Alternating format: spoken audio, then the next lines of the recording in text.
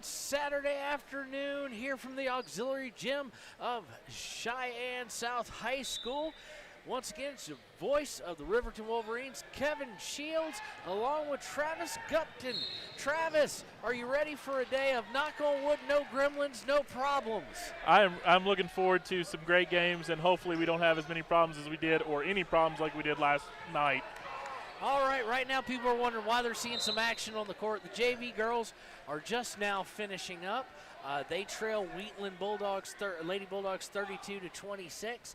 Put up a valiant effort, but the past about minute and a half, kind of just they fell into a little bit of a lead or deficit that they couldn't overcome. So much like yesterday with the first games, we're going to be in a little bit different here on the Bailey's Tire and Auto Service pregame show. We are going to have the boys game first. Now we've got a little bit of a reprieve today because Wheatland is playing a doubleheader today. This is their second game. And we're on fresher legs, having stayed over at the Red Lion Hotel last night. And we're looking forward to Wheatland Bulldogs versus Riverton Wolverines coming up here on KTAK. We'll be right back here in just a few moments with more of the Bailey Tire and Auto pregame show. When you purchase your car, do you know if you got the best payment possible? The answer is probably no. Oftentimes, your loan is packed with additional charges that can drive your monthly payment higher than it should be, costing you thousands of dollars more for your car. Hi, this is Patty, and here is your second chance to get the payment you deserve. Visit Atlantic City Federal Credit Union today for a courtesy loan review. We've helped our members save money by refinancing their vehicle with us. Now it's your turn. Open your eyes to a credit union. Atlantic City Federal Credit Union.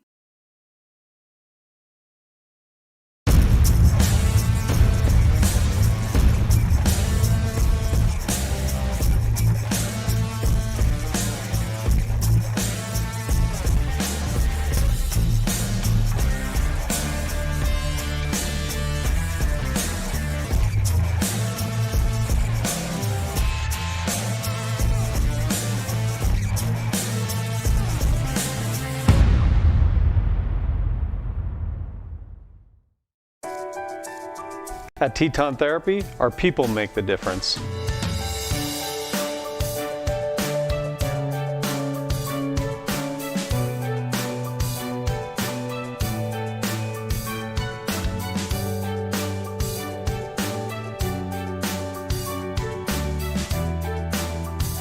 You can live pain-free. The amazing staff at Teton Therapy can help. In Lander and Riverton. Community Health Centers of Central Wyoming has locations across Fremont County ready to serve you at Du Bois Medical Clinic, Riverton Community Health, and Lander Community Health Pediatrics. We accept all forms of insurance, including Medicaid and Medicare. Are you struggling to get medical care? Ask for their sliding fee scale. From family medicine to pediatrics, Community Health Centers are here to serve you. Call 307-463-7160 or visit chccw.org to schedule your appointment. Welcome back to the Bailey's Tire and Auto pregame show here on KTAK.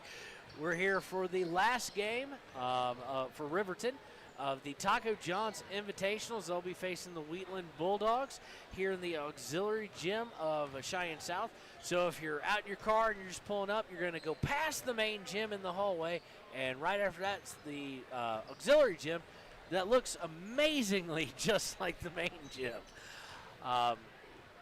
Yesterday was a tale of two games for both the girls and the boys, but dealing with the boys, first game sluggish, legs just didn't look like they were there. Effort maybe looked a little bit tired and lacking. Second game, senior-led, Tanner Johnson, Engel both leading the way with a great contribution by Parker to really lead a victory in a hostile environment. But with a little bit more about that, we're going to kick it over here to Travis. Yeah, absolutely, Kevin. I feel like this is going to be a question of which Riverton team are we going to get against Wheatland. Wheatland coming in is only 2-6, and Riverton coming in at 4-4 after the win last night against South. So which team are we going to get, right? If we see the team that we had against Kelly Walsh, this could be an interesting game and a longer game for the Wolverines. If we get the team that we saw against South and the energy that we saw against South, we might be able to see them come with their second win of the weekend.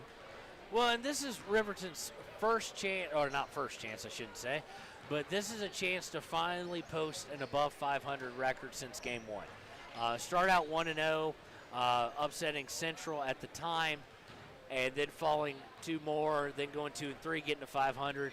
They've been around the 500 line, but they've yet to really crack above 500. So this chance at 4-4 to get to 5-4, leading into the regular season, which, by the way, we got games coming up Friday night and Saturday afternoon.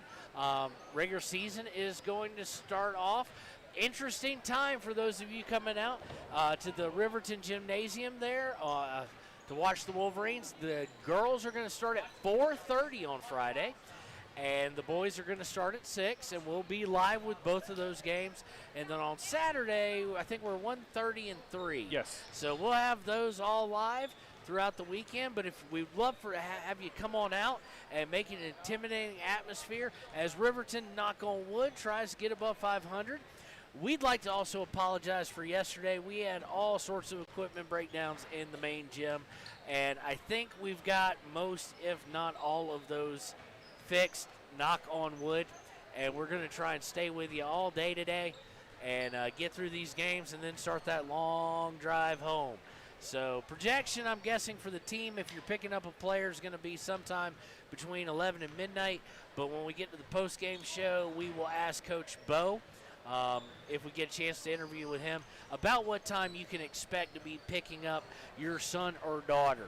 So we'll be right back with more of the Bailey's Tire and Auto Service pregame show here on KTAK. In any sport, athletes face the chance of sustaining an injury. According to the Athletic Training Association, 90% of student athletes reported some sort of sports-related injury. What's more is 54% report playing while injured. For various reasons, sports-related injuries are increasingly leaving our youth at risk of exposure to opioid-based pain medication. Fremont WhenTheGameSlowsDown.com is here to help navigate monitoring medication, social support, and suggestions on what to do when the game slows down. Brought to you by Fremont County Prevention Program.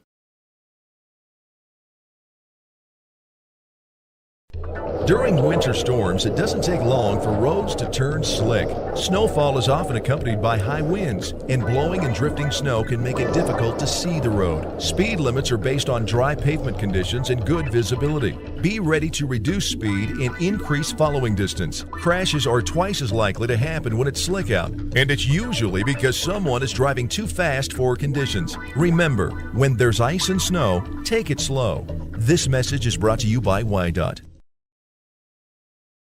Is your resolution this year to be healthier? You may have made a commitment to improve your physical health, but don't forget about your financial health. Atlantic City Federal Credit Union is listed as one of the healthiest credit unions in the U.S., and we are the healthiest credit union in Wyoming, according to depositaccounts.com. Don't risk having your accounts anywhere else. Become a member today and accomplish your first resolution by becoming healthier. Financially speaking, that is. Federally insured by NCUA. Open your eyes to a credit union. Atlantic City Federal Credit Union. Why should your new floor come from Carpet One? Because we're passionate about the spaces our neighbors call home. We're part of your community, and we're also part of the world's largest cooperative of independently owned and operated flooring stores. So you can be sure you'll get great selection and outstanding value with every installation. Whether it's carpet, hardwood, tile, or luxury vinyl, our experts take the guesswork out of choosing the right floor. We're your local Carpet One Floor and Home, the one store for your perfect floor. And we're back here on KTAK with more Riverton Wolverine basketball as they face the Wheatland Bulldogs here. And really, keys to the game comes down to both these teams are on pretty exhausted legs. Wheatland playing 2 today, Riverton playing 2 yesterday after waking up at 4 a.m. and coming here and knowing they were going to have a long drive back. Probably that's the first thing from their mind at the moment. But it's going to be whoever comes out most intensity, in my opinion. Travis, what you got? I completely agree. Again, it goes back to the 2 games that we saw yesterday. against Kelly Walsh, the intensity just was not there, very sluggish, like you mentioned. In the South game, it really started with the seniors, right? Tanner and Lucas really showed intensity in the first quarter, first half of the game, and it really then trickled down into the other players, and that's why they got that win against South. So it's really going to start with those two when it comes to intensity, how intense they play, and that's going to really decide what kind of game we see here today. Well, and how did they shoot free throws? Last night in the post-game show, we talked with Coach Sheets, and he said, boy, if we could have shot free throws earlier today against Kelly Walsh like we did against South, we'd have been in that game. And he's dead on right. It was an 11-point loss to the number 2 team in the state, so that there was a poise there. But that was a weird game. I always, those games are always a little awkward for me, where it's 2 teams, 2 fairly respected teams in the state, both preseason top 10. Kelly Walsh number 2 at the moment, and you figure they'll stay there, right behind Thunder Basin, who's at number 1. When you're playing at someone else's gym in the middle of a work day / school day, there's no intensity from a crowd. There's nothing to feed off of. So if you're like Kelly Walsh and you bring your own intensity, you're good. If you're like us in Riverton and we didn't, you have nothing else to feed off of. So, and that was a benefit last night of playing South here at South. So we've got 1 minute to go until we have tip-off. We're going to be right back with the Sutherland starting lineup here on KTAK.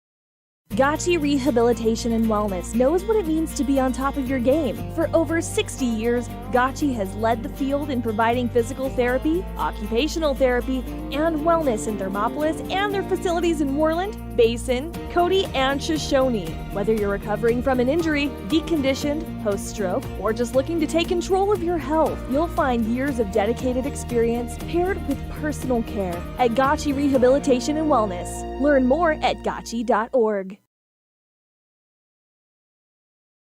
Your car or truck? All right, and we're back here. They're not going to do starting lineups, but we are really, really quick. What have we got here going for the guests? All right, so it looks like we've got number 11, number 5, number 24. Looks like number 1 and number 23 out on the court for Wheatland. So that's going to be Anderson, Brow, Call, Pruitt, and Heisch. And then for us, as always, we're going to have Jason Vincent. We're going to have Parker Paxton, Derek Lang, Tanner Johnson, and Lucas Engel.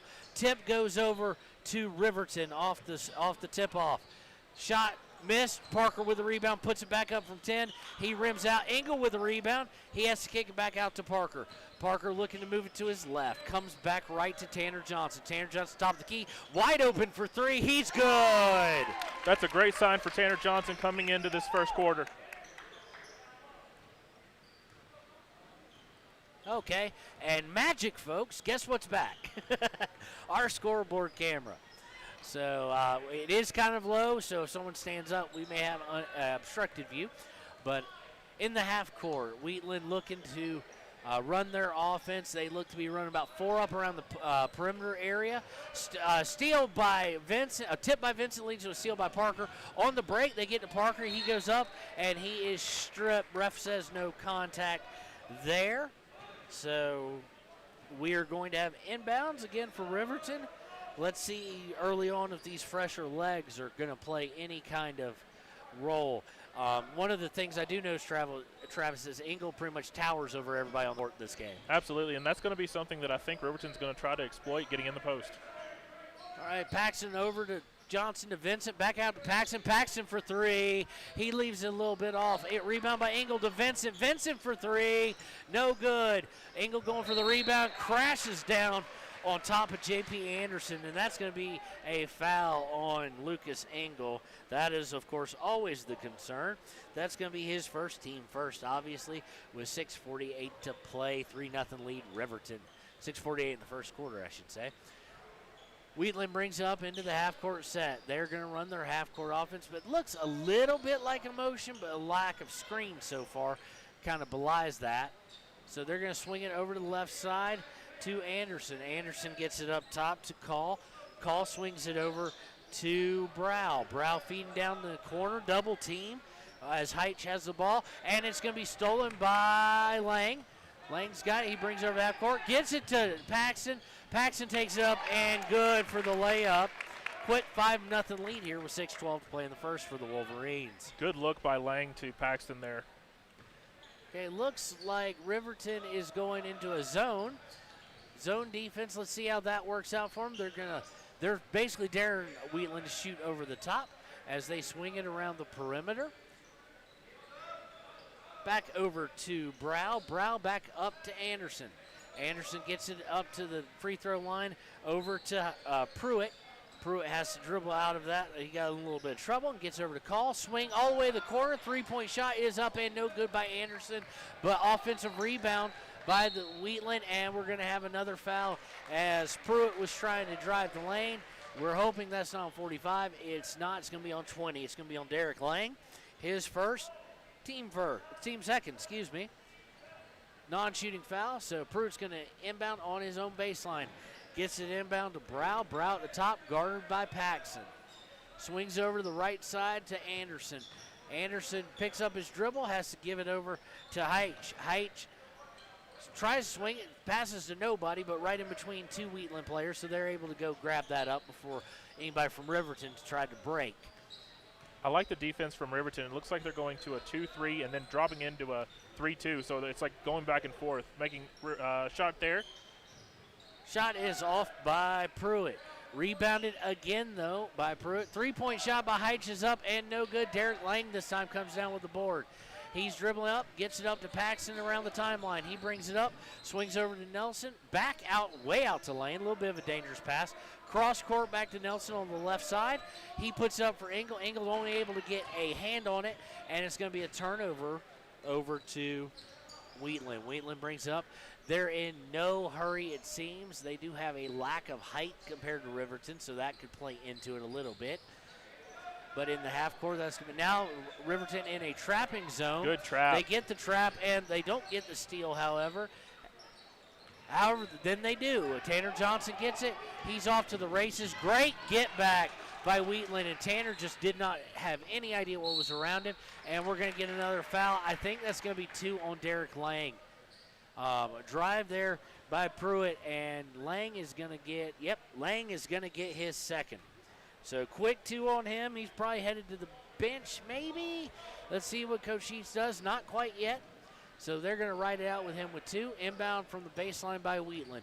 Wheatland's going to set up for a 3. It's up and no good. Rebound by Tanner Johnson. He almost lost it, but he saved it to Nelson. To Vincent, not Nelson. Vincent over to Paxson. Paxson to Johnson. Back out to Paxson up top of the key. He looks inside, tries to feed Engel. He does. Engel goes up and scores the easy 2. And there's that size we talked about with Engel for sure showing in that shot. 7-0 with 3:40 to play in the first. It's been all Riverton so far. Quite honestly, Wheatland hasn't had a shot that's really threatened to go in as of yet. But let's see if they make any changes here. Looks like a little bit of a matchup zone up top by the Wolverines. They are absolutely daring Wheatland to shoot over it. Wheatland throws around the perimeter, does drive, gets free. Oh, stuffed by Engel. Vincent on the break. Vincent gets it to Tanner Johnson. Johnson for 3. Good.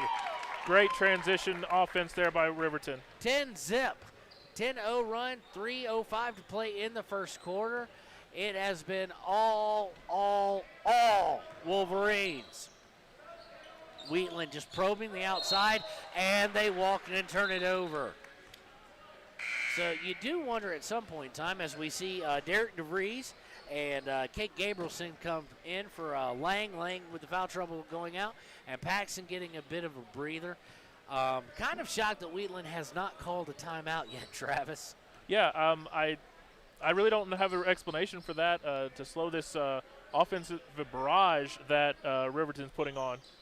Johnson has it over on the left wing. He brings it up top. Gets over to Gabrielson on the right wing. Back up to Johnson. Johnson for a long three. No good. Engel just barely misses the rebound, and it comes away to Wheatland. Anderson for Wheatland's going to bring it up for the Bulldogs. He's going to swing it over to Brow. Brow back up top. Drive, goes inside, and there they break the streak. They're going to get and one there.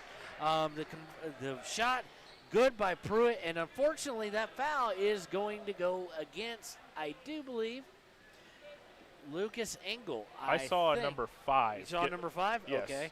So they're going to get Kate Gabrielson. That's a good thing. But it is going to be shot. Free throws up and no good. So unable to convert the three-point traditional play. 10-2, Riverton with 2:17. DeVries has it up top, gets it Johnson on the wing. Johnson brings it up from the wing over to DeVries, back over to Gabrielson on the right wing. Down to Vincent in the corner. Vincent cross court to Johnson. Johnson's going to drive in. Back out to Vincent, didn't take the little 8-footer. Vincent almost gets himself in trouble to Engel, back out to DeVries, resetting the offense. They get to Gabrielson. Gabrielson fakes the three, feeds Vincent in the post. Vincent puts up and Great gets pass. the and one. I love the movement that Riverton's showing. All the moving of the ball, gets the better shot, and now to the line. So that's going to be the first team foul, and it's going to go against. Let's see here. They're not putting it up. They're not putting it up. They're still not putting it up. I did not see a number either. So Vincent with the free throw is up and good. So we have no clue who that free throw was, who that foul was against, and neither does anybody here because it's not on the board. So we're going to go without it there, but that was the first team foul on Wheatland. 13-2 after the traditional three-point play by Vincent. Number 2 for Wheatland just entered the game for number 11. That'd be Kate Connell coming in for McCray Call. Wheatland up top, way away from the basket, finally works it down to about the 3-point line. They're doing anything they can to find an opening in this zone that they're showing. But stolen, bad pass leads to a steal by DeVries. DeVries feeds Paxson, who's back in, but he gets his pocket picked up by J.P. Anderson. Stolen right back by, nice pass by Parker Paxson to Derek DeVries. I don't know if he saw that. Paxson stole it back, blindly passed it to DeVries. DeVries up and good for his first, I do believe, field goal of the season. And it is 15-2 all Riverton. Wheatland with it in the half court, just probing, hoping, above all else, trying to find an opening. They drive the middle to Pruitt. Pruitt has to dish out from 15 as an air ball shot. DeVries comes away with the rebound. DeVries bringing it up. He wanted to look deep, but went to Johnson, said Johnson to Paxson. Paxson for three, good! Parker Paxton feeling it in this first quarter. And we finally get a timeout at 18-2. It's going to be a timeout by it's no doubt it's Wheatland. by Wheatland. Yeah. It's going to be a full timeout, so we're going to take a timeout with them and pay some bills. We'll be right back here on KTAK. It needs repairs. You need someone you can trust to do the job right. Take it to Gunners Automotive. They repair all makes and models of cars and trucks, from oil changes to brakes, tires, and more. Gunners Automotive, 856-2288. Riverton's Hampton Inn & Suites is proud to sponsor our youth athletics in Fremont County. Fremont County school athletics provide our youth timeless experiences and lessons that can lead to success for life. Setting goals, teamwork, and hard work make young athletes into good citizens. High Plains Power is a Touchstone Energy cooperative. What does that mean for you as a Rural Electric Association member? It all comes down to 7 principles: open membership, one voice, one vote, member benefits, independence, education, cooperation, and community. To understand how it all works, we're headed back in time. In 1879, electricity was in major cities, but rural areas were out of luck. In 1935, President FDR made it possible for companies to build power lines to unserved areas. By the time we hit 1941, and we're back here at Cheyenne South Auxiliary Gym. All Riverton as we go under 40 seconds to play in the first quarter. It's 18-2. Wheatland with the ball. They are, again, hoping, praying, trying to find something. They're swinging it around. Now they've got it over on the wing. He's going to drive with 28 seconds to play in the first quarter. He's stopped by Engel. He has to kick it all the way back out to the point. Over to Anderson, who gets it back up to Connell. Connell swings it, winds up all the way back in Anderson's head, up top with 15 seconds. Number 2 with a three-point shot. It's going to be way off, but the rebound nicely by Wheatland gets out to Anderson. Anderson drives, tries to drive into the post, and it is out of bounds. Last touch, but I do believe they're going to say Lucas Engel. So 4.5 seconds left to play in the first quarter. 18-2 Riverton. Inbound comes in. They're going to shoot a three quickly, and they're going to hit it. That was Cade Pruitt as we end the first quarter. At the end of one, 18-5, all Riverton Wolverines. We'll be right back with second quarter action here on KTAK.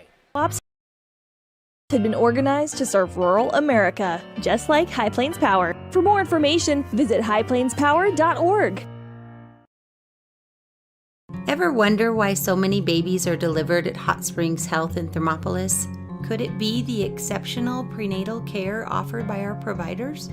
Or our convenient family practice clinics located in Thermopolis, Wheatland, Basin, Shoshone, and Riverton. Maybe it's our new OB suites with large jetted tub, or maybe it's the place where you know you can find all of this and more.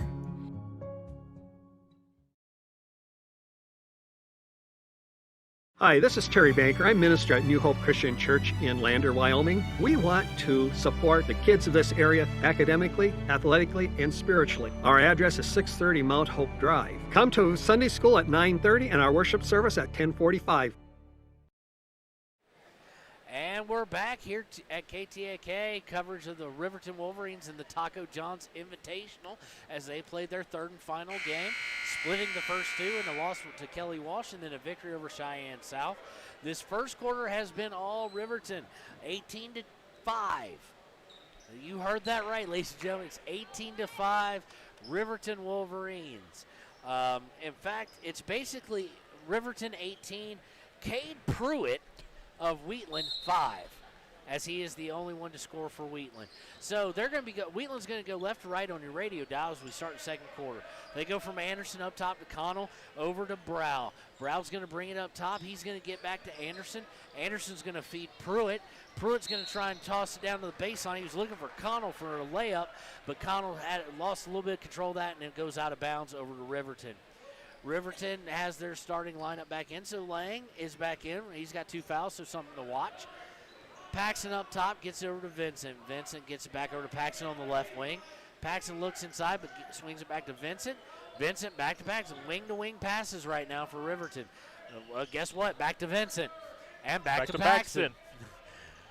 Paxton taking a look. Finally gets Tanner Johnson down in the left corner. Back up Paxton over to Vincent on the right wing. I'm willing to bet it might go to Paxton again. Yes, it does. Paxton for 3. No good. Lang is boxed out, so he can't get the rebound. He's smart to not go over the back. And Wheatland comes away with it. That looks to be Pruitt. Pruitt going to try and take it all the way down. Takes it, but dishes it. Gets up to J.P. Anderson, who shoots a 3. He's no good. And they're going to get Engel on that. He was just out-hustled, quite honestly, by Rody Brow of Wheatland. And he left an arm hanging there to get tied up. So it is going to go against Lucas Engel. For whatever reason, they're not putting the fouls up.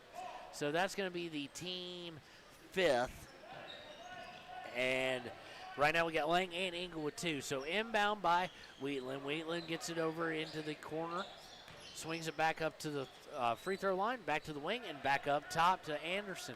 Anderson surveys the situation. Riverton now in a man-on-man. Swinging it all the way around, just swinging it between the free throw line and around the horn, ladies and gentlemen. Finally, gets it over the corner. There's no offensive rhythm here to Wheatland at all, but you expect that with a team with only 5 points.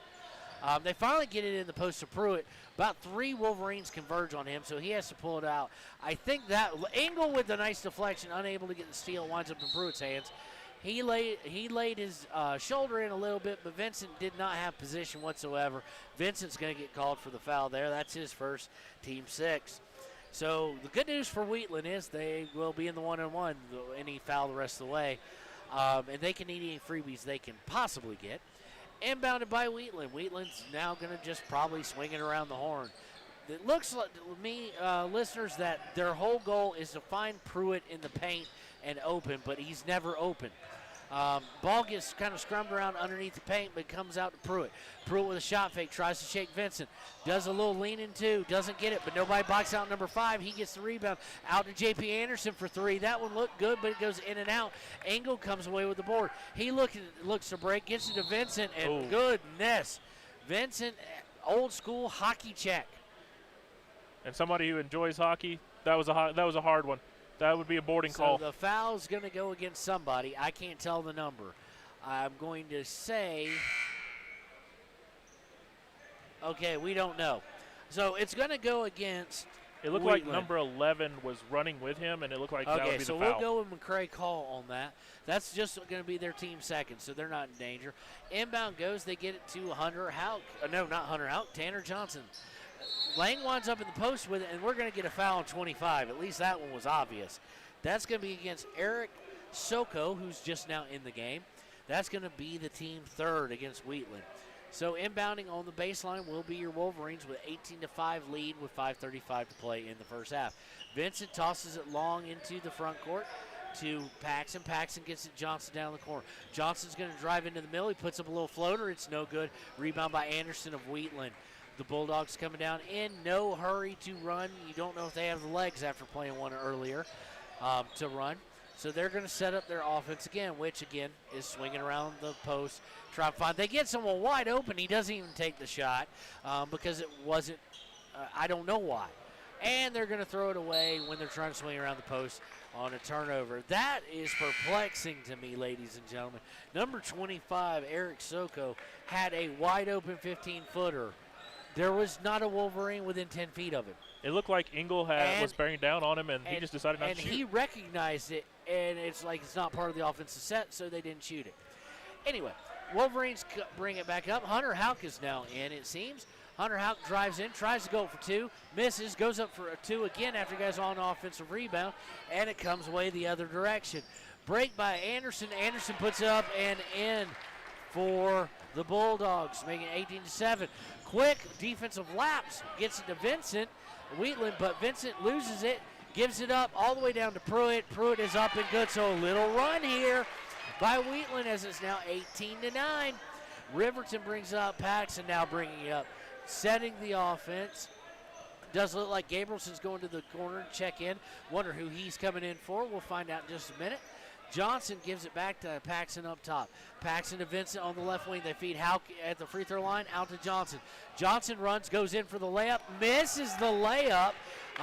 Looked like he couldn't decide whether he wanted to use backboard or go pure, and he got caught in between.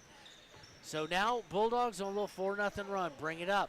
They've got number 25 had a shot again, but he didn't go it. Pruitt for 3, good!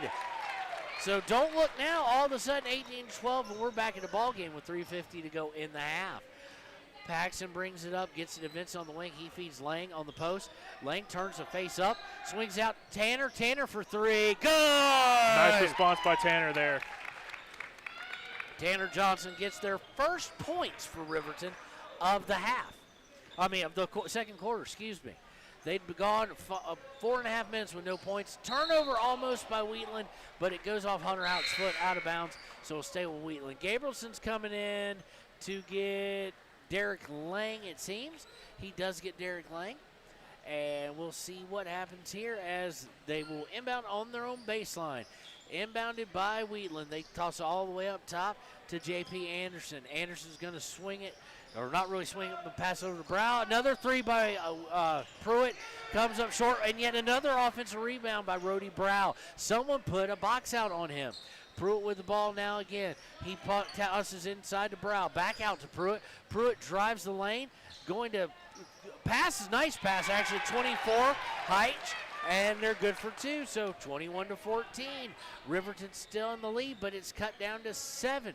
Vincent brings it up. Vincent looking to swing it all the way out to the corner. Paxson for 3. Looks good, is good. So 24-14, back out to a double-digit lead for Riverton. Up comes the Wheatland Bulldogs. Pruitt picks up his dribble, gets it to Heitch. Heitch over to Brow. Brow feeds Pruitt in the middle, who has to give it back right up to Soko. Excuse me, not Heitch. Out to J.P. Anderson. Anderson over to Brow. Brow on the perimeter, gives it up to Pruitt, swings over to Anderson on the wing. Anderson swings it all the way over to Pruitt, almost went out of bounds, almost too high. Swung down to Heitch. Heitch back out to Pruitt. Not sure what they're trying to set up here. Pruitt drives, there's nothing there. Swings out to Soko.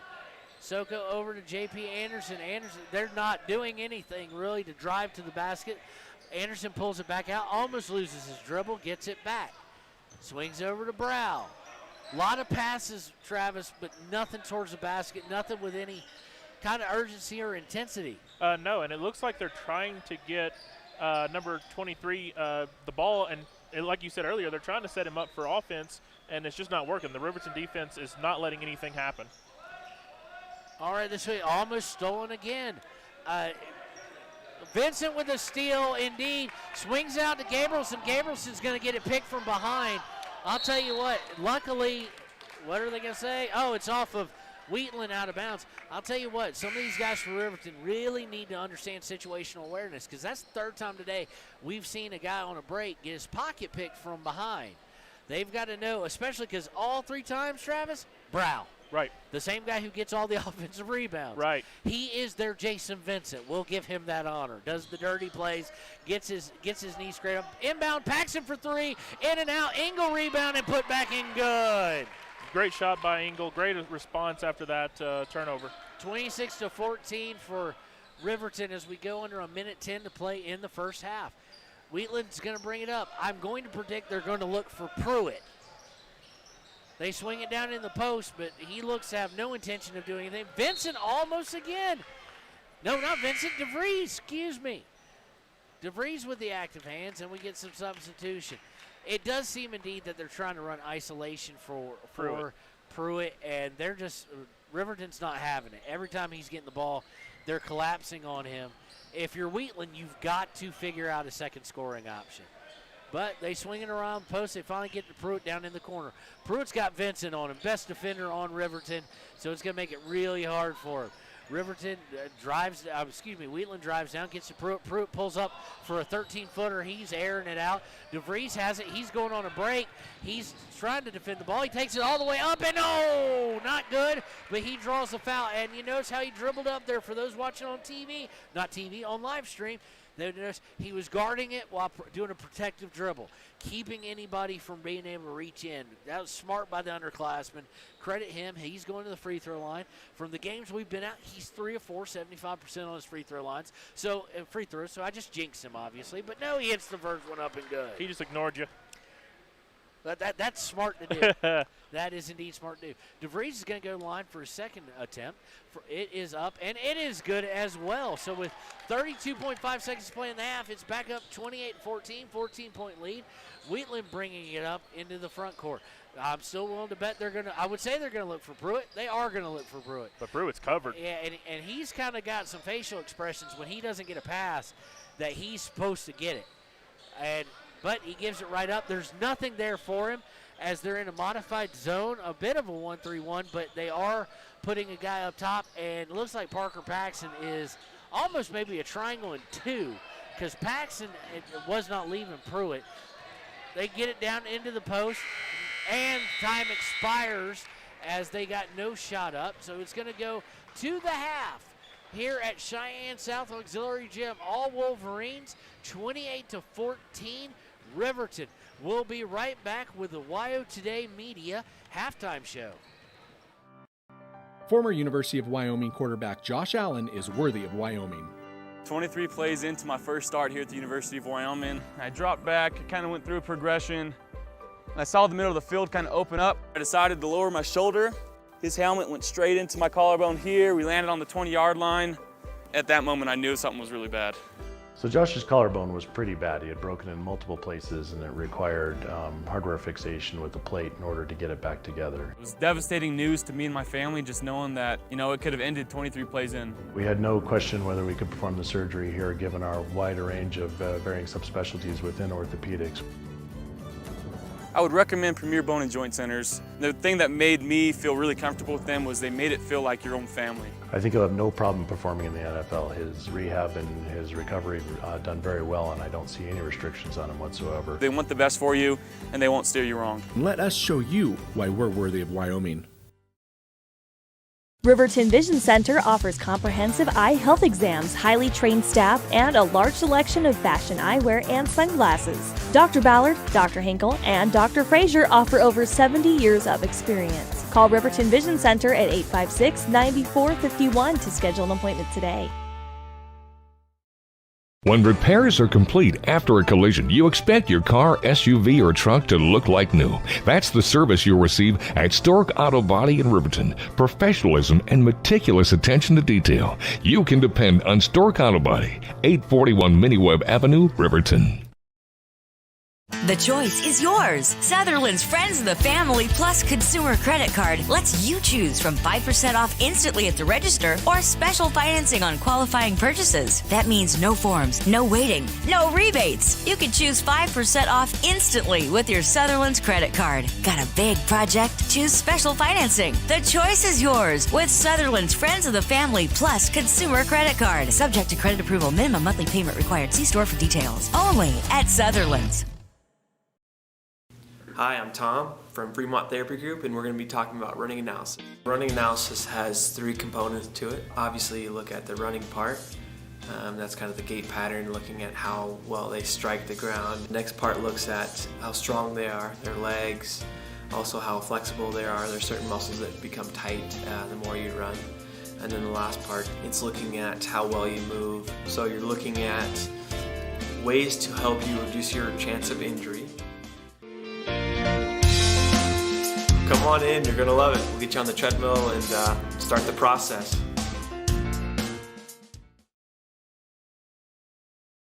There are 2 ways to buy 4x4 gear, the expensive way and the smart way. The expensive way is when you buy a new truck or SUV and the dealer sells you the brush guard, the heavy-duty bumpers, the steps, lights, winch, you name it. He rolls it all in with your loan into your monthly payment. But here's the smart way. Shop at Wyoming 4x4, where you get expert advice from Dan, quality gear, professional installation, all for a whole lot less than you'd spend at a car dealer. Wyoming 4x4 on North Federal in Riverton. The smart way to roll. From the wide open spaces to the canyon near you, Wyoming.com is reaching more homes and businesses than ever before. For more than 25 years, we've aimed to provide the best internet and phone service to meet the needs of our customers all across the great state of Wyoming. Now it's getting even better. Wyoming.com, expanding to an area near you. Wyoming.com. We're out there.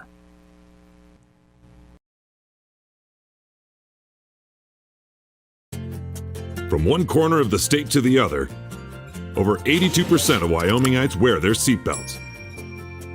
And to the 18% who don't, we say, let's buckle up for life, Wyoming. Central Wyoming College now offers Bachelor of Applied Science degrees in Early Childhood Education and Organizational Management and Leadership, with an emphasis in outdoor education, tribal leadership, or business and entrepreneurial leadership. CWC offers 3 ways to learn: online, virtual, and in person. Learn, grow, lead, and advance at Central Wyoming College. CWC is leading the way with expanded programs in the Bachelor of Applied Science degrees. Why should you choose Lander Medical Clinic or Western Family Care for your health care? In addition to 4 locations in Fremont County, they also provide telehealth. Telehealth can be your go-to answer when you're out of town, on the road, or just can't get to urgent care. All you need is a good internet connection. To schedule a telehealth appointment, call 332-3941 today. That's 332-3941. Lander Medical Clinic and Western Family Care. With telehealth, they're putting your health first every time. When you purchase your car, do you know if you got the best payment possible? The answer is probably no. Oftentimes, your loan is packed with additional charges that can drive your monthly payment higher than it should be, costing you thousands of dollars more for your car. Hi, this is Patty, and here is your second chance to get the payment you deserve. Visit Atlantic City Federal Credit Union today for a courtesy loan review. We've helped our members save money by refinancing their vehicle with us. Now it's your turn. Open your eyes to a credit union. Atlantic City Federal Credit Union.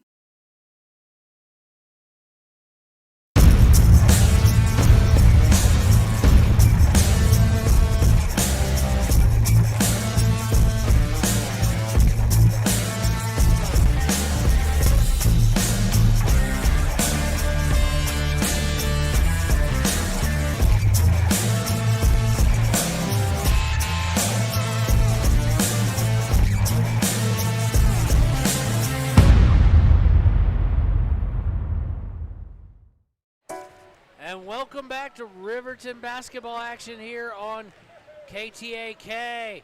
We'll adjust the score. Oh, well, we're going to adjust the scoreboard camera a little bit there. I think I bumped it when I was getting my water. So there we go. Welcome to the WyoToday Media halftime show. Right now, here are your stats for the game so far. You got Jason Vincent with 3 points. Derek DeVries with 4. Lucas Engel with 4. Parker Paxton with 8, and Tanner Johnson leads all scorers with 9. Now for the Bulldogs of Wheatland, not a whole lot. Jacob Heitch and J.P. Anderson each have 2, and Cade Pruitt has 10. So we kind of know what they're looking to do. It's 28-14 at the half, all Riverton. And credit Wheatland to some extent. They did come back. This thing looked like it was going to get blown out in a hurry. And I know some people will be like, wait, they're double their score. How is this not? Oh, it was looking much worse. So, Travis, what are your thoughts on the first half? Well, first thing I want to mention is the Riverton defense. There is nothing getting low against Riverton. Anytime Pruitt or anybody in the post is touching the ball, 3 or 4 Riverton Wolverines are swarming, which makes everything difficult for Wheatland. They can't run their offense and everything of that nature. One thing that I'm looking into the second half, Riverton is getting opportunities to get fast break points, and as we mentioned early on, they're getting pickpocketed each time. And so one thing that I'm thinking that Coach Sheets talked about in the halftime was being aware of your surroundings, being aware of the person behind you, the trailer, and dumping off or some kind of something in the offense to be able to make those transition points easier for the Wolverines. All right, well, we've only got about 90 seconds and change until second half action of Riverton versus Wheatland in the Taco John's Invitational here in Cheyenne. We're going to pay a couple bills, and then we'll be right back with the second half here on KTAK. Teton Therapy, our people make the difference.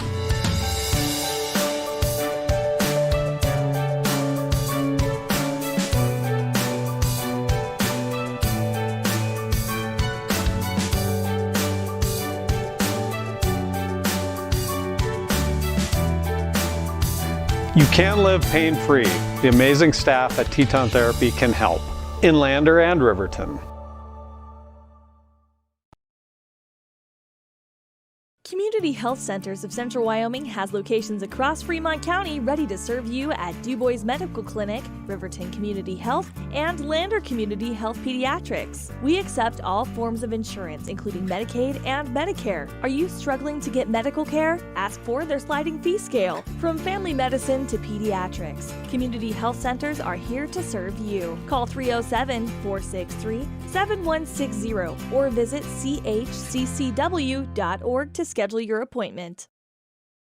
In any sport, athletes face the chance of sustaining an injury. According to the Athletic Training Association, 90% of student athletes reported some sort of sports-related injury. What's more is 54% report playing while injured. For various reasons, sports-related injuries are increasingly leaving our youth at risk of exposure to opioid-based pain medication. Fremont WhenTheGameSlowsDown.com is here to help navigate monitoring medication, social support, and suggestions on what to do when the game slows down. Brought to you by Fremont County Prevention Program. And welcome back to KTAK's coverage of Riverton at the Taco John's Invitational here in Cheyenne. We're ready for the second half. Wheatland is going to start with the ball. They're going to be going right to left on your radio dial. Inbound comes in. Looks like Riverton is going to stay in the 2-3 zone. And here we go with the swing passes again out of Wheatland.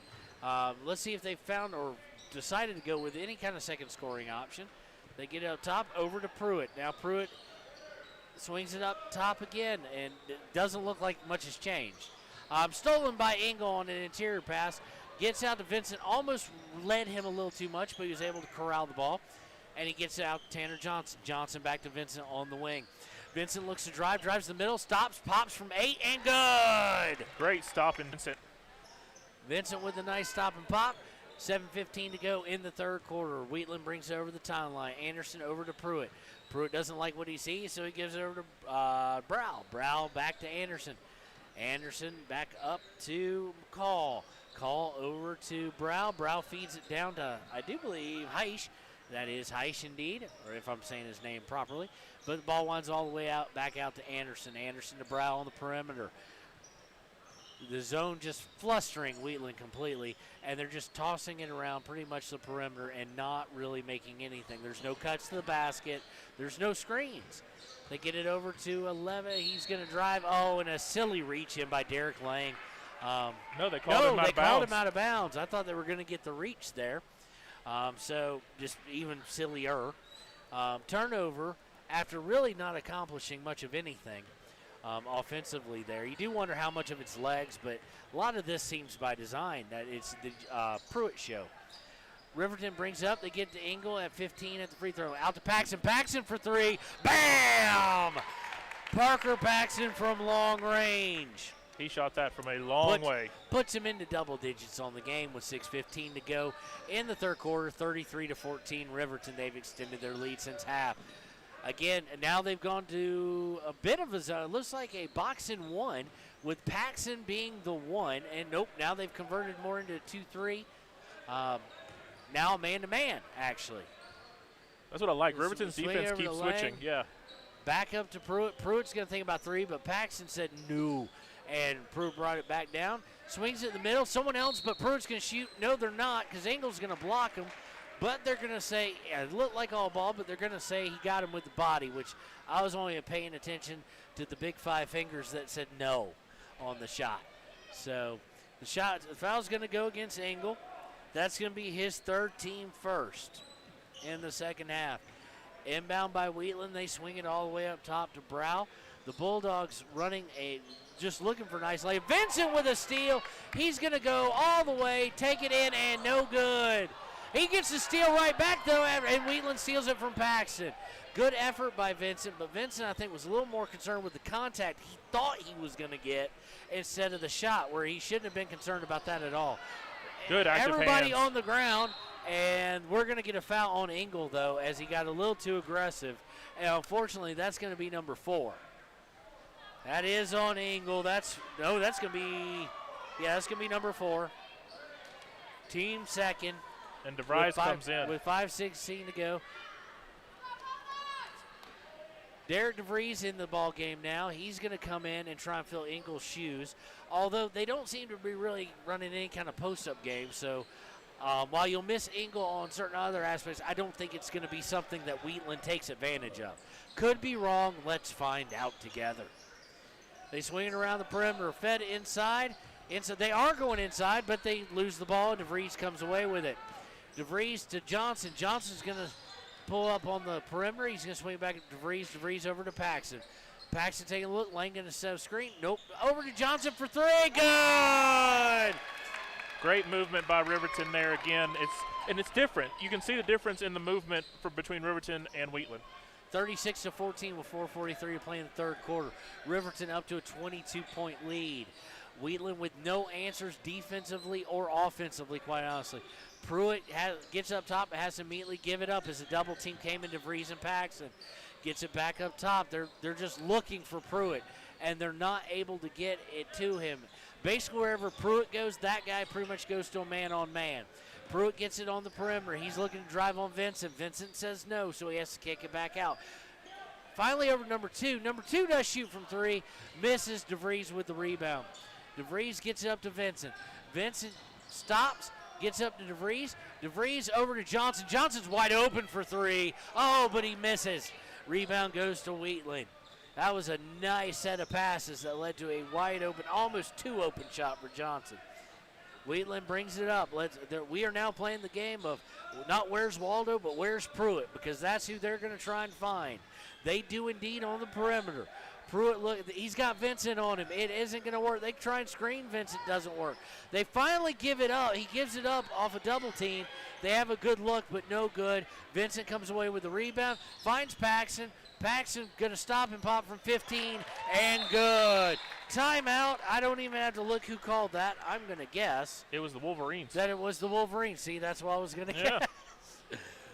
Wolverines call timeout. They're going to call full timeout, so we're going to take it with them. We'll be right back on KTAK. During winter storms, it doesn't take long for roads to turn slick. Snowfall is often accompanied by high winds, and blowing and drifting snow can make it difficult to see the road. Speed limits are based on dry pavement conditions and good visibility. Be ready to reduce speed and increase following distance. Crashes are twice as likely to happen when it's slick out, and it's usually because someone is driving too fast for conditions. Remember, when there's ice and snow, take it slow. This message is brought to you by WyoToday. Is your resolution this year to be healthier? You may have made a commitment to improve your physical health, but don't forget about your financial health. Atlantic City Federal Credit Union is listed as one of the healthiest credit unions in the U.S., and we are the healthiest credit union in Wyoming, according to depositaccounts.com. Don't risk having your accounts anywhere else. Become a member today and accomplish your first resolution by becoming healthier. Financially speaking, that is. Federally insured by NCUA. Open your eyes to a credit union. Atlantic City Federal Credit Union. And we're back here at Cheyenne South Auxiliary Gym. Riverton leads Wheatland 38-14 with 3:19 to play in third quarter. Wheatland with the ball going right to left on your radio dial. They've swung it down to the post, up to Pruitt. Pruitt thought about three, but two men collapse on him. Almost got a steal there, but he gets it back out to Connell. Connell gets it over to Anderson. Anderson looking to drive, tries to feed the post, but it is off of.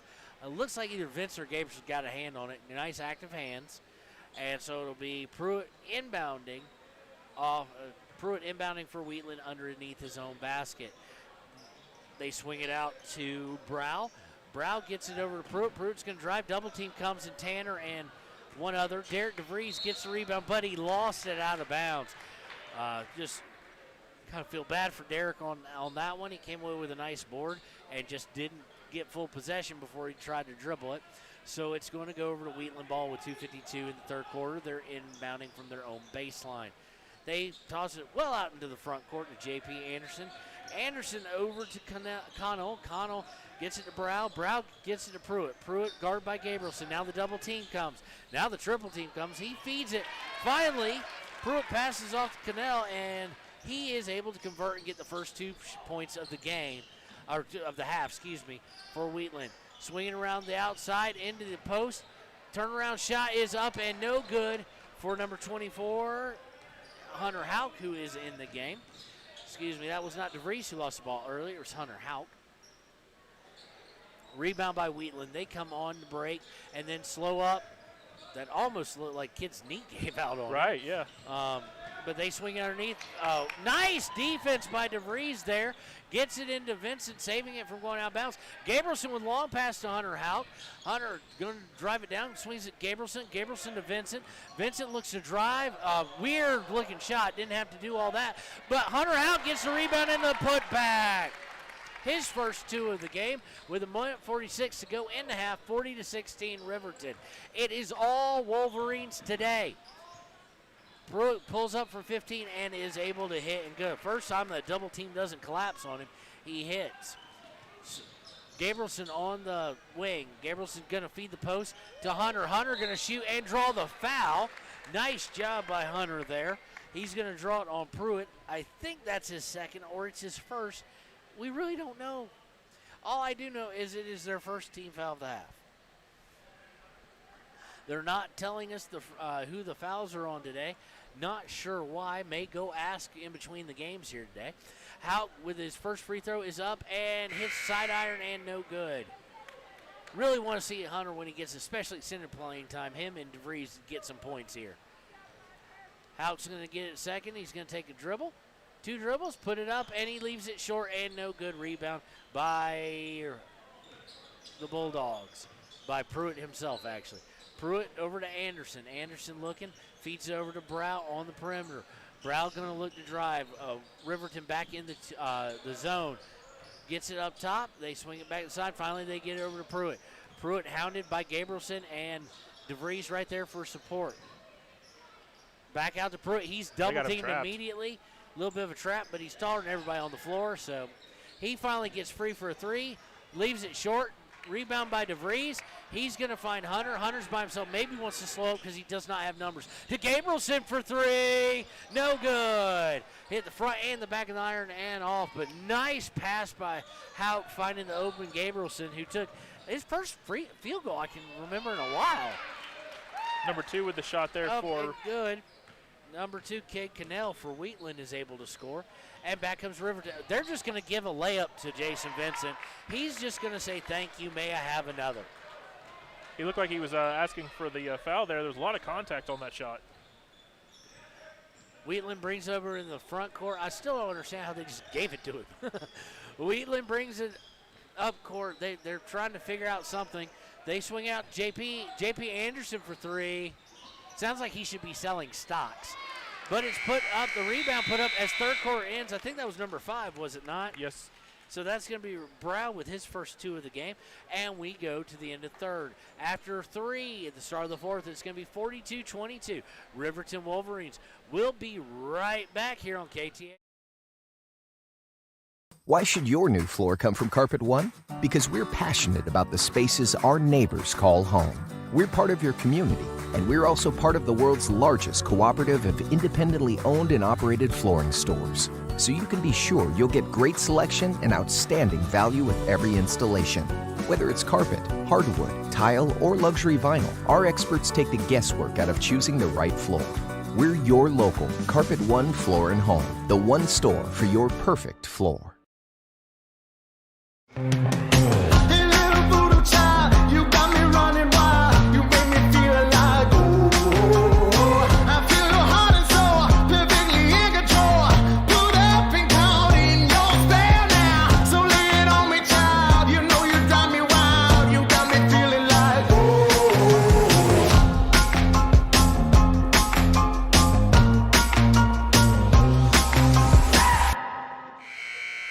Welcome back to the fourth quarter of the boys' game between the Riverton Wolverines and the Wheatland Bulldogs here on KTAK. At some point in time, Travis, you mentioned during one of the breaks that some of the guys who are sitting there in T-shirt JV players, probably if they have the time to be active, they didn't wear it out in a JV game or anything like that, they probably will. I expect that at some point in time, but maybe not. Tanner Johnson with the ball down the wing. They're going left to right. He shoots from 10, and he is good. Much different Riverton offense than what we saw in the first game against Kelly Walsh. Wheatland brings over into the half court. They're going to play the where is Mr. Pruitt? Where's Cade Pruitt? Cade Pruitt now has it. He's about 27 feet away from the basket. Dribbles it in, dishes it off to the perimeter. They're going to swing it around the horn. Now it comes back to Pruitt. Pruitt for three, and he swishes that with a hand in his face. It looks like 44-25 with 7:17 to play in the third. Looks like Pruitt has been pretty sure Pruitt has played most or if all this minutes of this game so far. Yeah, I haven't seen him come out. Then again, it doesn't look like they go very deep on their bench, much like Riverton as well. Gabrielson over to Engel. Engel finally back in with forward fouls. He swings it all the way across court to Lang. Lang to Paxton. Lang uses Tanner Johnson's screen. Tanner gives a little woo-woo, which was kind of weird because he wasn't open and he gets called for a palming. So maybe you shouldn't have woo-wooed. All right, we've got 6:49 to play. 44-25, 19-point lead for Riverton. Wheatland right now, if they want the comeback, they better start. And somebody else besides Pruitt is going to have to start scoring. It's all been Pruitt. It's all been through Pruitt. Pruitt with the ball on the wing. He dribbles down, gets triple team, kicks it out for three from number 5, miss. And Lang is going to come away with that rebound. Lang's going to bring it all the way up court. So Engel thought about the three, decided not to. Gabrielson for three, though, from the wing is no good. He leaves it short. You do wonder if 2 days, 3 games, and the legs are shot as far as that goes. Pruitt going to shoot for three as well. He's going to miss. He was long, though. Rebound by Engel. Tanner Johnson's going to bring the ball up and over the timeline. He brings it to the right wing, gives it to Paxton. Paxton for three. He goes a little long. Gabrielson with a nice rebound. Misses the putback. Engel goes up for the putback as well, and he is fouled. And that is going to go against Mr. Pruitt, I do believe. That's either his second or third, team second. No number on that one. Just a 1-and-1, and that was all it was said. It's going to be one. Well, it should be 2 shots. And, yes, that's what's being signaled because it was a shooting foul. Engel is going to take one dribble, put the first one up, and leaves it well short. You wonder about legs there, Travis. Absolutely. And, I mean, in a game like this, you don't really have to go to fast pace. You've got a comfortable lead late in the fourth quarter. No need to really run on it. Engel's second one, left short as well. So he's held scoreless in the second half so far with 5:50 to go. Pruitt brings it up on the wing. He's going to find Brow. Brow brings it up top, swings it all the way over to number 12. 12 out to Call. Call's going to go back to 12, who is Peasley. Peasley gets it to Pruitt down in the post, kicks it out to 35, so I got to go to the second page. Halverson. And through all the passing, it's finally deflected by Gabrielson and out of bounds. It's going to stay with them, though, with the Bulldogs of Wheatland. They inbound the ball quickly. They get it over to Peasley. Peasley down on the post to Halverson. Halverson out to Pruitt. Pruitt back over to Peasley. Peasley to Call. I'm kind of curious what they're trying. Oh, well, Gabrielson just got kind of shook, and he had a wide open three, but he said, my name's not Pruitt, so I can't shoot it from here. I'd love to be in the brain of this staff just to see, because Pruitt this is what they're going to see all year. Right. Is double teams on him. They swing out 12 with the air ball, rebound, though, by Wheatland. Should have gone back up with that. His name's not Pruitt. Right. They swing it back underneath. Stolen by Engel. He's not able to save it, though. Love the intensity. Love the idea, though. And I want to mention that anytime Pruitt gets the ball, Parker Paxton is skin to skin, up against. He is almost not letting him – it's almost forcing him to pass to someone else. Wheatland going to inbound it from a corner underneath their basket. They get it up top. 5 looks to drive. He kicks it out to Peasley. Peasley over to Pruitt. Pruitt looks to drive and gets tripped up by Gabrielson. They're going to call a blocking foul on him. That's going to be Gabrielson's second. We do know that, even though they're not putting him up there. That's going to be the third team foul against Riverton. So just an inbound play with 4:32 to go in the game. They inbound it into the other, past the timeline. So Wheatland will bring it back over well before a 10-second count. Swings it down in the corner to Peasley. Peasley out to Pruitt. Pruitt swinging down in the middle. It goes off a bunch of hands. Who are they going to say it went off of? They don't seemingly know. They're not signaling. One ref is kind of signaling, but he's not willing to fully commit to it. So, it's going to wind up with Wheatland. We'll go with that because it went through about 20 hands. Wheatland inbounds, drives the lane, up and good. Nice shot by number 5, Rody Brow. That's his second field goal of the game. Johnson brings it up, drives all the way down, puts it up with the right hand, up and good by Tanner Johnson. Almost the exact same shot on the other end by Riverton. Pruitt brings it down. Pruitt's going to fake, try and draw a foul. Doesn't. Shoots the 3. He misses. Goes to Engel. This isn't the NBA, young man. Tanner Johnson gets the long pass, and he's going to get fouled by number 5. And I think Riverton is starting to exploit the legs for Wheatland right now. They're running up and down, being able to sleep last night and not only have to play this game, and we're starting to see the legs of Wheatland start to give out. So DeVries checks in, and so does Hunter Hout. Lang and Gabrielson, who was in the game, check out. So it's going to be inbounded by DeVries underneath his own basket. He looks, he gets it to Tanner Johnson. Johnson's going to look to drive again. Little finger roll up and in. He has all the points in this fourth quarter for Riverton. 3:34 to play in a game that has been well decided long ago. Wheatland drives, kicks it back out to Pruitt. Pruitt just looking for anything he can get. Drives, kicks out to Soko, excuse me. They drive the middle, have to kick it back out, kicks it out to Call. Call over to Peasley and gets it over to Soko. Back out to Peasley and then throws it to the bench. Turnover, which is not a lot. They haven't had a bunch of them, but probably 5 or 6 on the game so far. 48-27, 3:04 to go in the game. DeVries going to inbound to Paxton. They're going to bring it up and over the timeline. Tanner Johnson gets hit. He's going to shoot a three. He's going to miss. Engel easily out rebounds. Side of the legs there. Gets his first 2 of the second half. And we're going to get a timeout by Riverton. Looks like he's going over to some of the JV boys. Looks like we're going to see a clearing of the benches here. So, ladies and gentlemen, we're going to apologize in advance. We will not know all of these names, but we will know some of them. Looks like Ty Sheets is one of the guys checking in. Braden Motisi looks like he's checking in.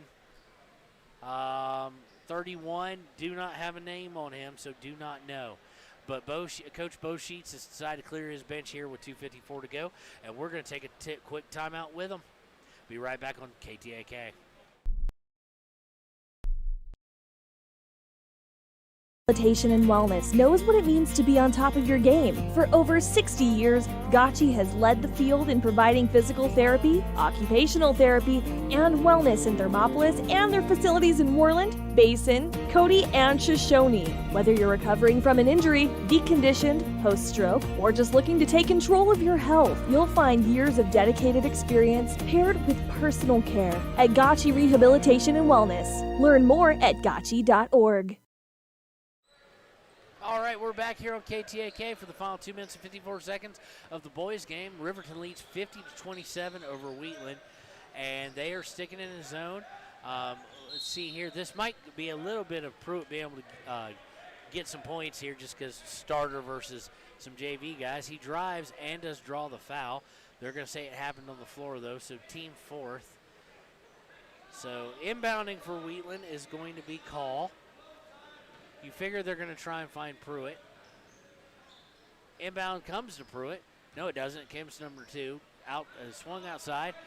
5 over to Call. Call for 3. Going to leave it short, and the rebound's going to go to a guy who we don't have, number 11. Looks like Ty Sheets, coach's son, going to bring the ball up. He's going to swing it over to 13, another guy we don't have. 3-point shot by 11 is off the mark and no good. Almost rebounded by Riverton, but Pruitt comes away with it. He's on the break, goes between, up and under, does all sorts of fancy stuff, misses the shot, but he will draw a foul on, who's he going to draw a foul on? Probably a name that we don't have, so we do apologize. Nope, draws on number 13, so we don't know who that is because we don't have him on the roster. So Pruitt is going to go to the line shooting 2. First one is up and good by Pruitt. And it's got to be exciting for these JV players to be able to get on the court and play in these minutes. Second one is up and good. He hits them both. So 50-29 with 2:17 to play. Up come the Wolverines. Wolverines swings it over to 13. 13 gets it to 31. 31 turns. He's got the ball a little too low. Gets taken away a couple times almost. Matisi comes away with it. Gets it 31. He goes up, puts it up. No good. And away comes Wheatland. Wheatland going to bring it in the front court. And it's stolen by 31. He makes up for the miss with a steal. Matisi has it, I do believe. I think that's who that is, if the roster is right. Matisi gets it at 13. 13 drives, gets it at 31. He goes up, and he's going to be fouled by number 2. I love the reaction from the starters on the bench. Anytime the ball gets touched by, or any shot goes up, they're all on their feet. They're having a blast right here. So 31 going to the line, going to get a shot to score some varsity points here with 1:44 to go in the game. First free throw is up and, well short. Just barely drew iron. So kid might be a little nervous. First varsity action, needs to get his legs involved on that. That was all arms and it was well short. 50-29 still. Second free throw is up and bounces around and goes in. Yeah, there we go. So Wheatland going to bring it up, 51-29 as we go under 1:40 to play in the fourth quarter. Wheatland Bulldogs going to swing it around. Are they going to wind up with Pruitt? Nope. They're just going to turn it over, maybe? No, deflected by number 31. Again, some active hands there. Inbounding is Wheatland. Wheatland definitely doesn't go deep on their bench because I don't think you'd have your starter still in at this point. Right. They swing inside. They're going to try and steal. They're trying to get to Pruitt. Pruitt tips it, but it goes out of bounds, and I couldn't tell if Pruitt looked like he was worried they might have hit the kid in the face or if he's just exhausted. Maybe a combination of both because he really didn't go after that like he had previously. Riverton JV guys bring it up into the front court. They swing it down. Matisse winds up having it. He shoots from 17. Oh, in and out. Rebound by Wheatland with 1:10 to go. They're going to bring it down, and it's going to be Pruitt. Pruitt, you can tell his legs are not there. He swings over to 1. J.P. Anderson for 3. Nope, no good. 31 comes away with a rebound, and here comes Riverton. Maybe looking to break. They don't exactly break. They get over to Matisse. Matisse is going to throw it cross court over to Ty Sheets. Sheets brings it up top. Looks like they're just going to be happy to use some clock. Here's we go under 45 seconds to play in the game. He's got to give it up, though, as Wheatland had extended the pressure. 13 drives down. I think they may get a walk on that. He took about 3.5 steps. Had a good idea, just not great execution there. But that's all right. It's 37.4 seconds left, and this game has been, without a doubt, in Riverton's hands for quite some time. 51-29 here in the fourth. Starters off the bench, JV players in. We know who a few of them are, a few of them we don't know. We will need to figure that out by next Friday, hopefully. And about Wheatland, Wheatland still kind of doing the same thing, even though Pruitt's not in there. Swinging around the front, double team by the JV squad, and as he tried to split between them, if they'd held their ground, they could have gotten the charge, but they both reached. And that's just, JV, and they're going to learn that. That's going to be something that talked about in practices. So 6-team foul, inbound by Wheatland. No one really got in the bonus or double bonus so far, knock on wood. We're under 15 seconds to play. Wheatland not seeming to be overly urgent. They drive, shoot, and good by number 5. That's Brody Brow. And we're coming 4, 3, 2. JV looked like he was going to break, but just pulls it out. Classy move, and the horn's going to sound. So, final here at Cheyenne South. Riverton Wolverines 51, Wheatland Bulldogs 31. We'll be right back with your post-game show here on KTAK. Your car or truck is an investment. When it needs repairs, you need someone you can trust to do the job right. Take it to Gunner's Automotive. They repair all makes and models of cars and trucks, from oil changes to brakes, tires, and more. Gunner's Automotive, 856-2288. Riverton's Hampton Inn & Suites is proud to sponsor our youth athletics in Fremont County. Fremont County's school athletics provide our youth timeless experiences and lessons that can lead to success for life. Setting goals, teamwork, and hard work make young athletes into good citizens. High Plains Power is a Touchstone Energy cooperative. What does that mean for you as a Rural Electric Association member? It all comes down to 7 principles: open membership, one voice, one vote, member benefits, independence, education, cooperation, and community. To understand how it all works, we're headed back in time. In 1879, electricity was in major cities, but rural areas were out of luck. In 1935, President FDR made it possible for companies to build power lines to unserved areas. By the time we hit 1941, some 400 electric co-ops had been organized to serve rural America, just like High Plains Power. For more information, visit highplainspower.org. Ever wonder why so many babies are delivered at Hot Springs Health in Thermopolis? Could it be the exceptional prenatal care offered by our providers? Or our convenient family practice clinics located in Thermopolis, Wheatland, Basin, Shoshone, and Riverton? Maybe it's our new OB suites with large jetted tub, or maybe it's the place where you know you can find all of this and more. And welcome back to the Click It or Ticket post-game show here on KTAK. We're waiting for our player of the game to make his way up here and get a headset on. That's right, on the Click It or Ticket post-game show, our Papa Murphy's player of the game is Parker Paxton. How you doing, Parker? Good. How about yourself? Doing well, doing well. Hey, the reason we picked, you had a good game. I mean, points-wise, you had 13 all in the first 3, but that's not why we picked you today. You were like the movie Hoosiers, knowing what gum that kid Pruitt was chewing. Was that a plan all along, or is that just something you took upon yourself? You were on him skin tight, man. Yeah, well, he's a heck of a player, and our game plan was to stop him.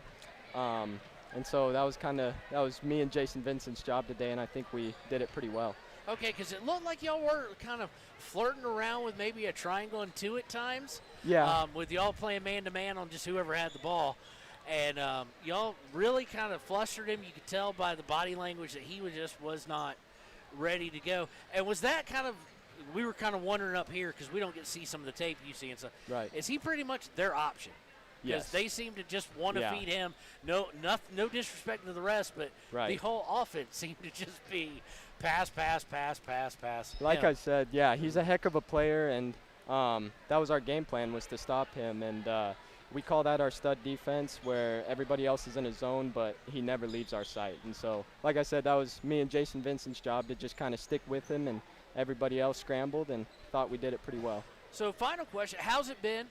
Once again, congratulations on being player of the game. Thank you. But how has it been playing 2 games in 2 days yesterday, having to try get up at, 3:45 in the morning, get on a bus at 4 o'clock. We passed you twice because we stopped to eat. And then, finally getting down to last night after the game's over and getting a little bit of a break. How are the legs today? Legs are a little bit dead, but to play a game, you get adrenaline up and you don't really feel it much. But yesterday was definitely a long day, 2 close games, 2 high-intensity games. They were a little bit dead today, but like I said, you get in the game and, you don't really feel it too much. Adrenaline just carries you there. Are you regular for regular season games? Oh, yeah. Yeah, we're ready. We're ready to go. So Friday night, we'll be looking forward to it. Once again, congratulations to Parker Paxton, our Papa Murphy's player of the game. We'll be right back with the Bailey's Auto and Tire pregame show here on KTAK. Hi, this is Terry Banker. I'm minister at New Hope Christian Church in Lander, Wyoming. We want to support the kids of this area academically, athletically, and spiritually. Our address is 630 Mount Hope Drive. Come to Sunday school at 9:30 and our worship service at 10:45. All right, and we are back on KTAK. We're trying to figure out, Mike, we're going to stay in post-game show mode as we got Coach Sheets. We won't keep him you got to wait on the girls anyway, don't you? we do, yep. Yeah, you got to wait on the girls anyway. So how do you feel about the team? The team came out today and looked like, I'm sure they, as Parker said, the legs felt dead, but, once the game started, they didn't show it. Yeah, other than kind of starting slow against Kelly Walsh, we were down 13th at the end of the first quarter. And then we outscored them after that first quarter. So I would say, the second half yesterday and then the whole game today, I was really pleased with our defense. Wheatland, the Pruitt kid, is one of the best kids in the state, any level. And so you can't let him get going, and I was pleased with what our boys did, just kind of knowing where he's at. We gave up a few offensive boards early that, I don't want to do, but very pleased with how the boys played, especially defensively. And then we shot the ball decent today, too. That helped. Well, that was our reason for picking Parker. Yeah. It reminded me of the old Hoosier scene where he pulls him aside and goes, "I want to know what flavor gum he's chewing." Right. Yep. He was on him skin tight, and so was Jason. Yep. And you could tell by the end of the game. Granted, they played one They other did, already yep. today, but you tell his body language he was Right. just frustrated. He was, yeah. And again, credit to our guys communicating. We gave up a couple backside. He had a couple good passes to the backside. Other than that, I was very pleased with what the boys did today. All right. Well, we won't keep you any longer. Congratulations. You're now above 500 Oh, on the good. season at 5-4. And Yeah. now we get into regular season. Anything you want to tell the fans, students who might be listening about coming out on Friday night? Well, those 4 losses against top 4 teams in the state, 2 against Kelly Walsh is number 2 when we played them. So all those losses against top 4 teams in the state. We play East next week, a team, again, very good that beat us early. And then we play Cody, who's much improved. So next week will be a fun week to get some home games. So we love having listeners, but we want that crowd to come out and be effective, kind of like South attempted to do last night you to bet. you guys. Yep. So once again, congratulations, Bo Sheet and Riverton Wolverines on the win tonight, and we'll be right back with the Bailey's Auto and Tire pregame show, about a minute and a half of it. All right, thanks, guys. Quarterback Josh Allen is worthy of Wyoming. 23 plays into my first start here at the University of Wyoming. I dropped back, kind of went through a progression. I saw the middle of the field kind of open up. I decided to lower my shoulder. His helmet went straight into my collarbone here. We landed on the 20-yard line. At that moment, I knew something was really bad. So Josh's collarbone was pretty bad. He had broken in multiple places, and it required hardware fixation with the plate in order to get it back together. It was devastating news to me and my family, just knowing that, it could have ended 23 plays in. We had no question whether we could perform the surgery here, given our wide range of varying subspecialties within orthopedics. I would recommend Premier Bone and Joint Centers. The thing that made me feel really comfortable with them was they made it feel like your own family. I think he'll have no problem performing in the NFL. His rehab and his recovery done very well, and I don't see any restrictions on him whatsoever. They want the best for you, and they won't steer you wrong. Let us show you why we're worthy of Wyoming. All right, welcome back to the Bailey's Tire and Auto pregame show. I know it says postgame, so let me change that graphic for the fine folks over at Bailey's. There we go, Bailey Tire. And we've got the same kind of matchup. We got Wheatland versus the Riverton Lady Wolverines here coming up in about 1 minute and 55 seconds. So what do we expect out of this game, Travis? Well, Kevin, first off, it's going to be the same story almost as the boys game. Which Riverton Lady Wolverines am I going to get in this game? If I get the Lady Wolverines that I saw against South last night, this is going to be one of those games that I think Riverton pulls away in. But against Kelly Walsh, I feel like it's going to be something, again, like it's going to be a long game and it's going to be a closer game. So I'm looking forward to see, and we're going to find out real quick. It's going to be really interesting to see how this plays out. Well, I think that Riverton has the advantage only because on their official roster, Wheatland only dresses 8. They've got 10 out there right now that were warming up, so that tells me there's a couple JV players along with them. But at the end of the day, you know, it kind of is what it is.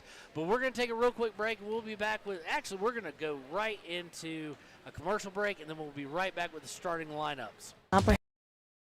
Comprehensive eye health exams, highly trained staff, and a large selection of fashion eyewear and sunglasses. Dr. Ballard, Dr. Hinkle, and Dr. Frazier offer over 70 years of experience. Call Riverton Vision Center at 856-9451 to schedule an appointment today. When repairs are complete after a collision, you expect your car, SUV, or truck to look like new. That's the service you'll receive at Stork Auto Body in Riverton. Professionalism and meticulous attention to detail. You can depend on Stork Auto Body, 841 Miniweb Avenue, Riverton. All right, and we are back with your Sutherland starting lineup. For the Riverton Lady Wolverines, it's going to be the traditional McKay Fegler, Camden Sheets, Jordan Anderson, Savannah Martinez, and Gracie Olheiser. For the Wheatland Lady Bulldogs, it's going to be Brooklyn Benson, and number 21, who's not on their official roster. Number 14, who's not on their official roster. Number 22, Ella Kale, and number 23, Kenzie Lockman are the starters there. So we're going to roll right in as the tip is up and off, and we just had something happen. Travis, why don't you tell me what just occurred? Number 23 with the very interesting and very good scoop and score there for Wheatland. Okay, 2-0 early here. Olheiser has it on the perimeter. She's going to swing it out to Fegler. Fegler gets up top to Sheets. Sheets gets it stolen away by number 21, whose name we do not have. She takes it all the way up and misses the layup. It's fairly uncontested layup at that, but they come away with the rebound. That's number 24, a name we do not have. Or 21, excuse me. Or 14, a name we do not have. 23 with the shot, follows her own rebound, gets it, Kenzie Lockman. First minute is the Kenzie Lockman show for Wheatland Lady Bulldogs. Sheets is going to bring it up slowly, comes over the timeline. We'll adjust our little score clock there for you. Well. All right, we're back to action. Jordan Anderson's going to shoot for 3, no good. Gracie Olheiser fights for the rebound. I think they're going to probably say it went off her, and they do. We're playing with our score clock, there we go. We'll go with that. So off of Gracie Olheiser, 4-0 early on with 6:38 play in the first in favor of the Wheatland Lady Bulldogs. Lady Bulldogs swinging around up top. They've got it over the perimeter, now to the left corner. From the corner, she wants to be the post, and she eventually does. And all sorts of hands get involved on that pass.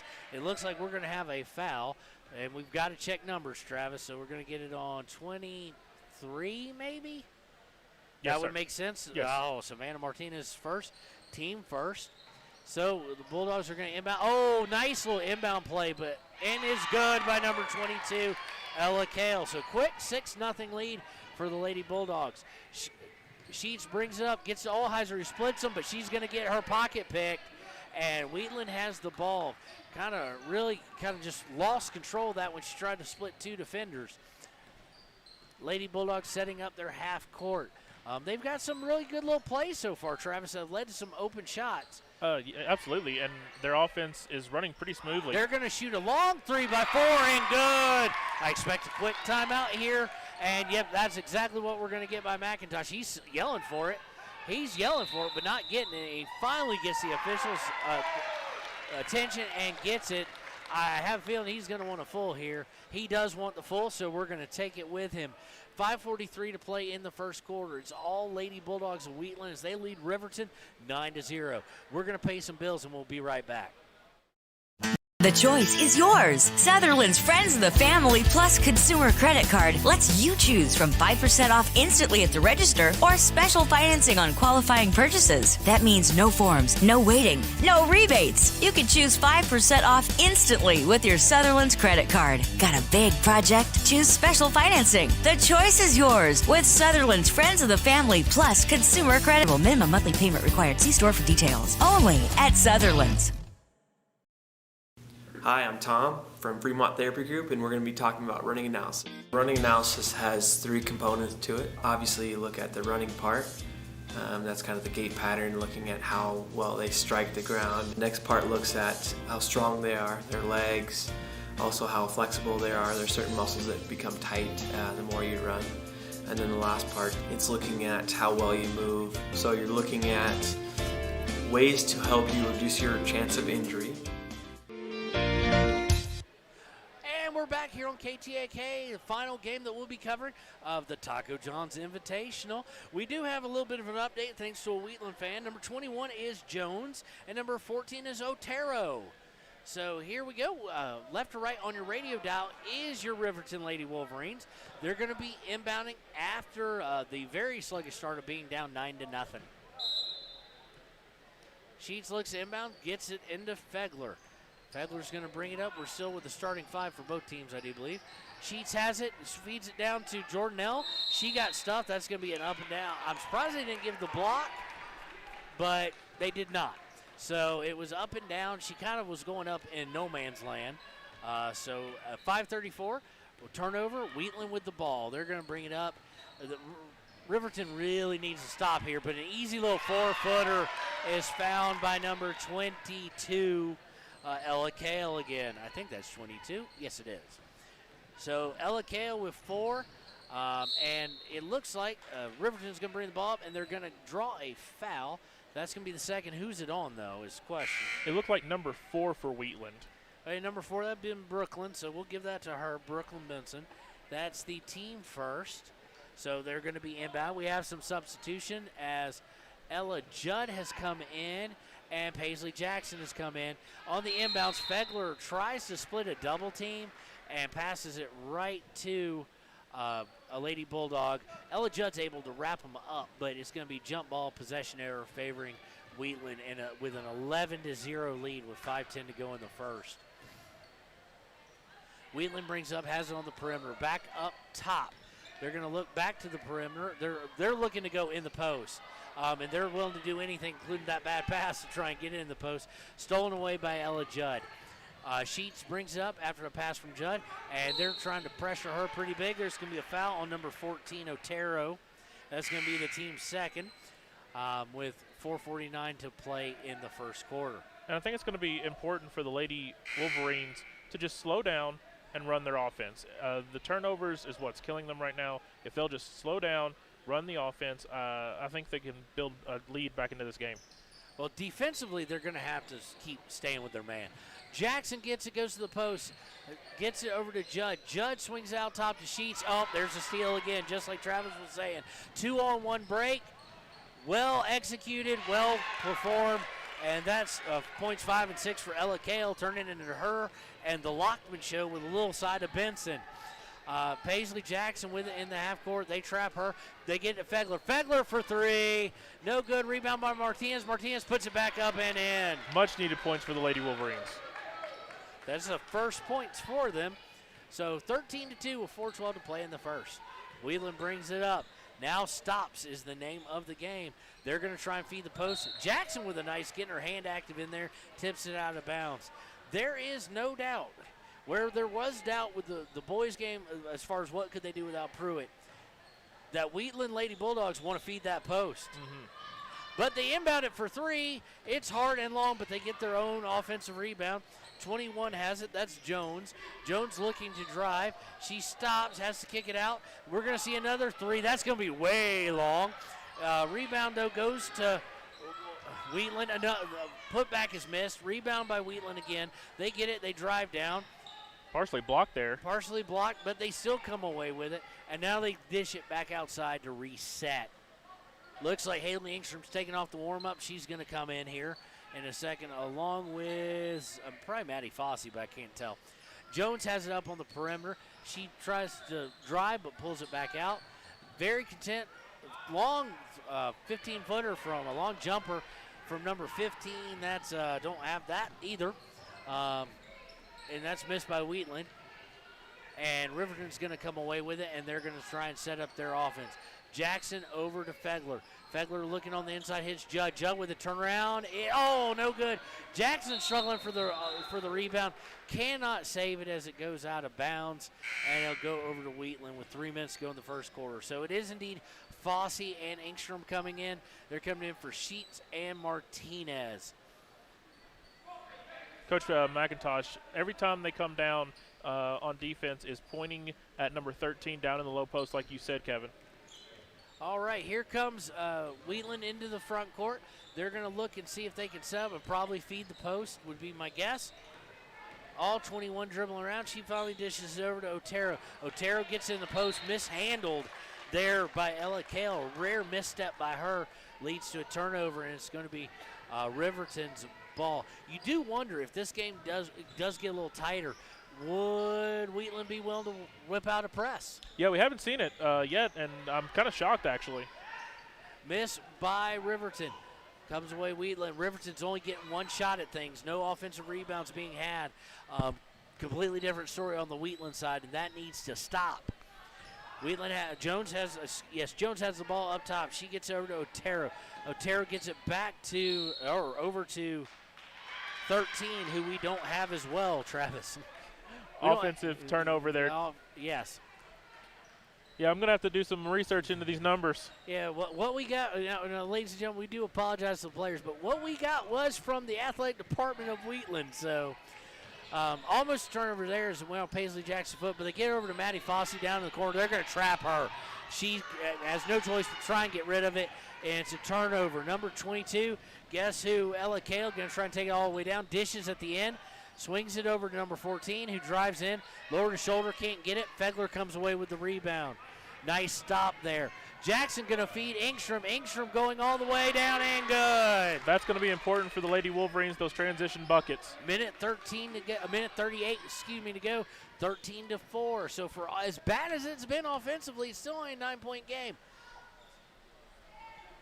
Wheatland with it in the front court. They're going to drive down, kick it to the corner, and they try to force feed the post. And what's funny is Paisley Jackson, who offensively will play guard or wing, is guarding the post. That's how her intensity is and her level of defense.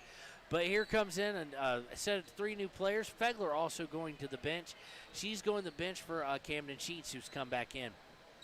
And it looks like Savannah Martinez is going to come back in next, dead ball. They feed the post to number 23. Wheatland, she goes a little baby skyhook. She's no good from it. Camden Sheets kind of came away with it, but had to try and save it out of bounds too. And Wheatland took advantage of it, has the ball again.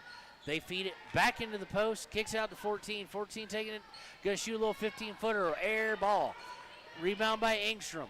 Ingstrom's going to pull it away, resettle, get it to Sheets here with a minute 19 to go in the first quarter. Sheets to Fossey. Fossey inside to Ingstrom. Ingstrom to Ella Judd. Judd with a little turnaround. No good. Rebound goes to Wheatland Lady Bulldogs, and they look to set up their offense coming down the floor. They're going to look to break, actually. Nice secondary break. Good by Brooklyn Benson. And unfortunately, hoop and the harm. So 15-4.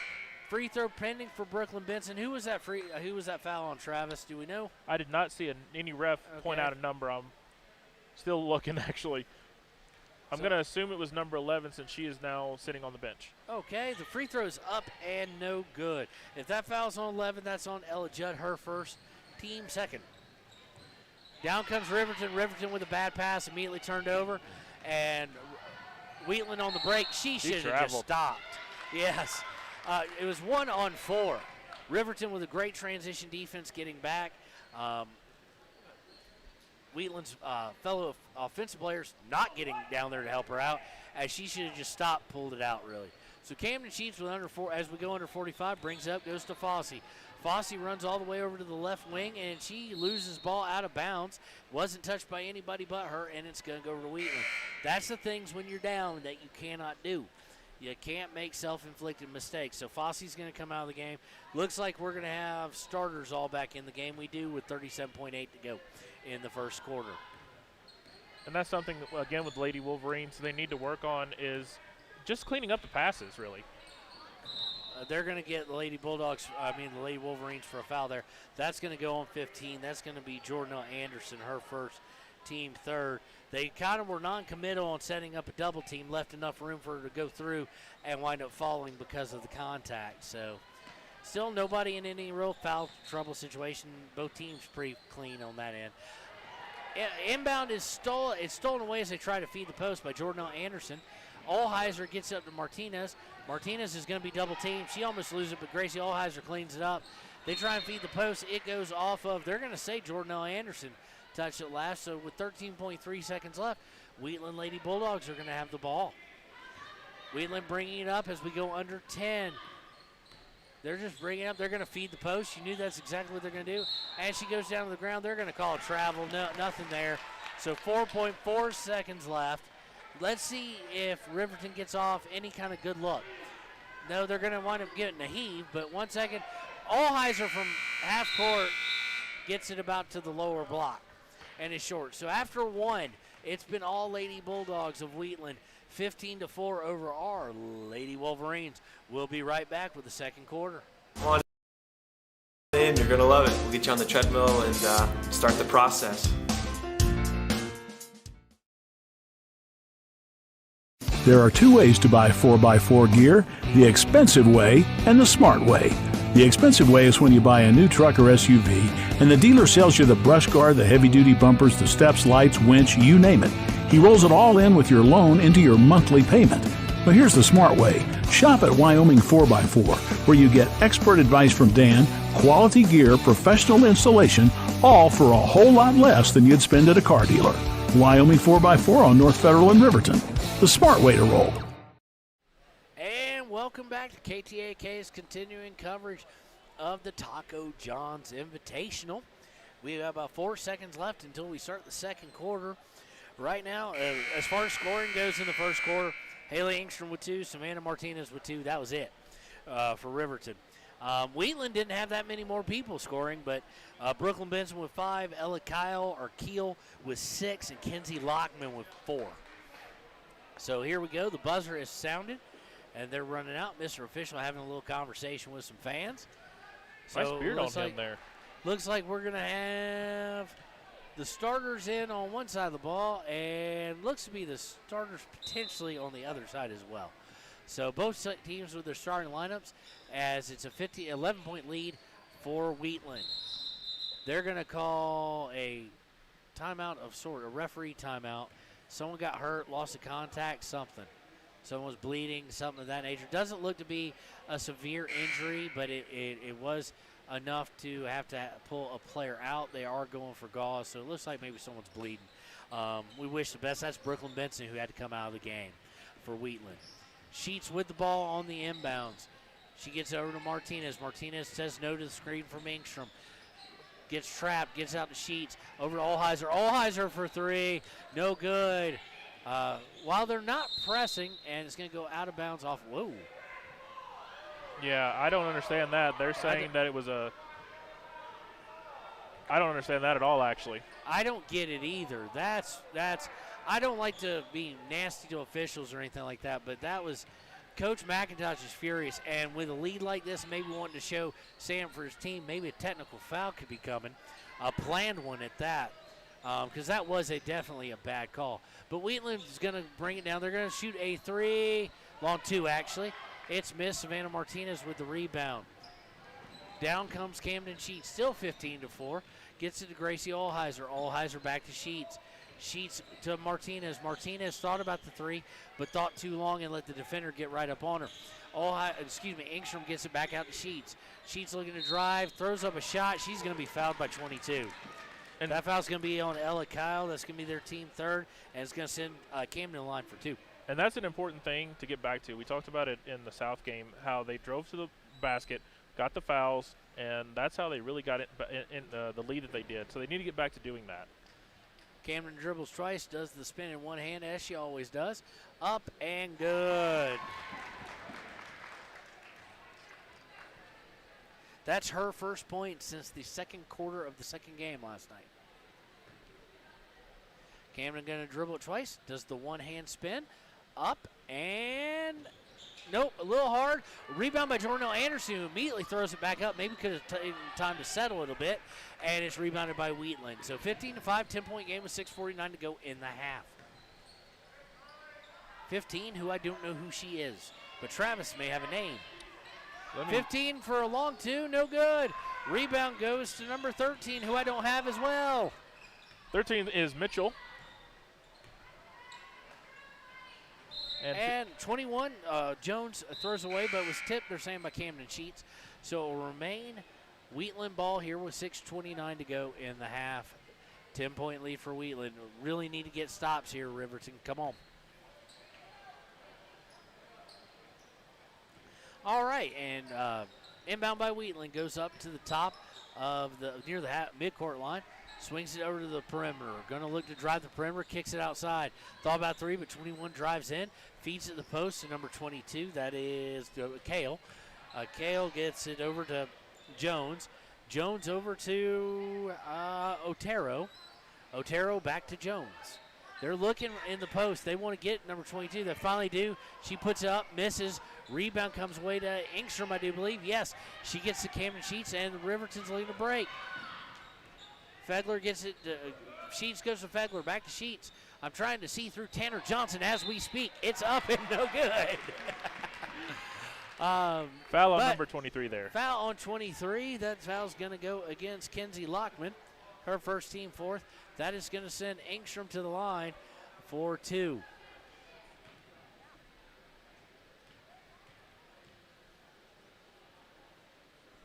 Free throw is up and good by Haley. That is the first point. Well, no, that's not the first point. They gave Camden first point. She got first point in the second half, or second quarter. So that is Haley's first points as well since the second. Well, she had in the first quarter, but she didn't score in the second half yesterday. Haley Engstrom's second free throw up and no good. Rebound goes to Wheatland. So 1 of 2, both of them on free throws. 15-6 with 5:43 to play in the half. Wheatland brings up. They're going to feed that post. And a steal by Ella Judd. May have gotten away with a travel there. She tried to bring the ball in, but no harm, no foul. Given to Camden Sheets. See if we can cut in this lead a little bit more. Camden drives down, gets it to Savannah.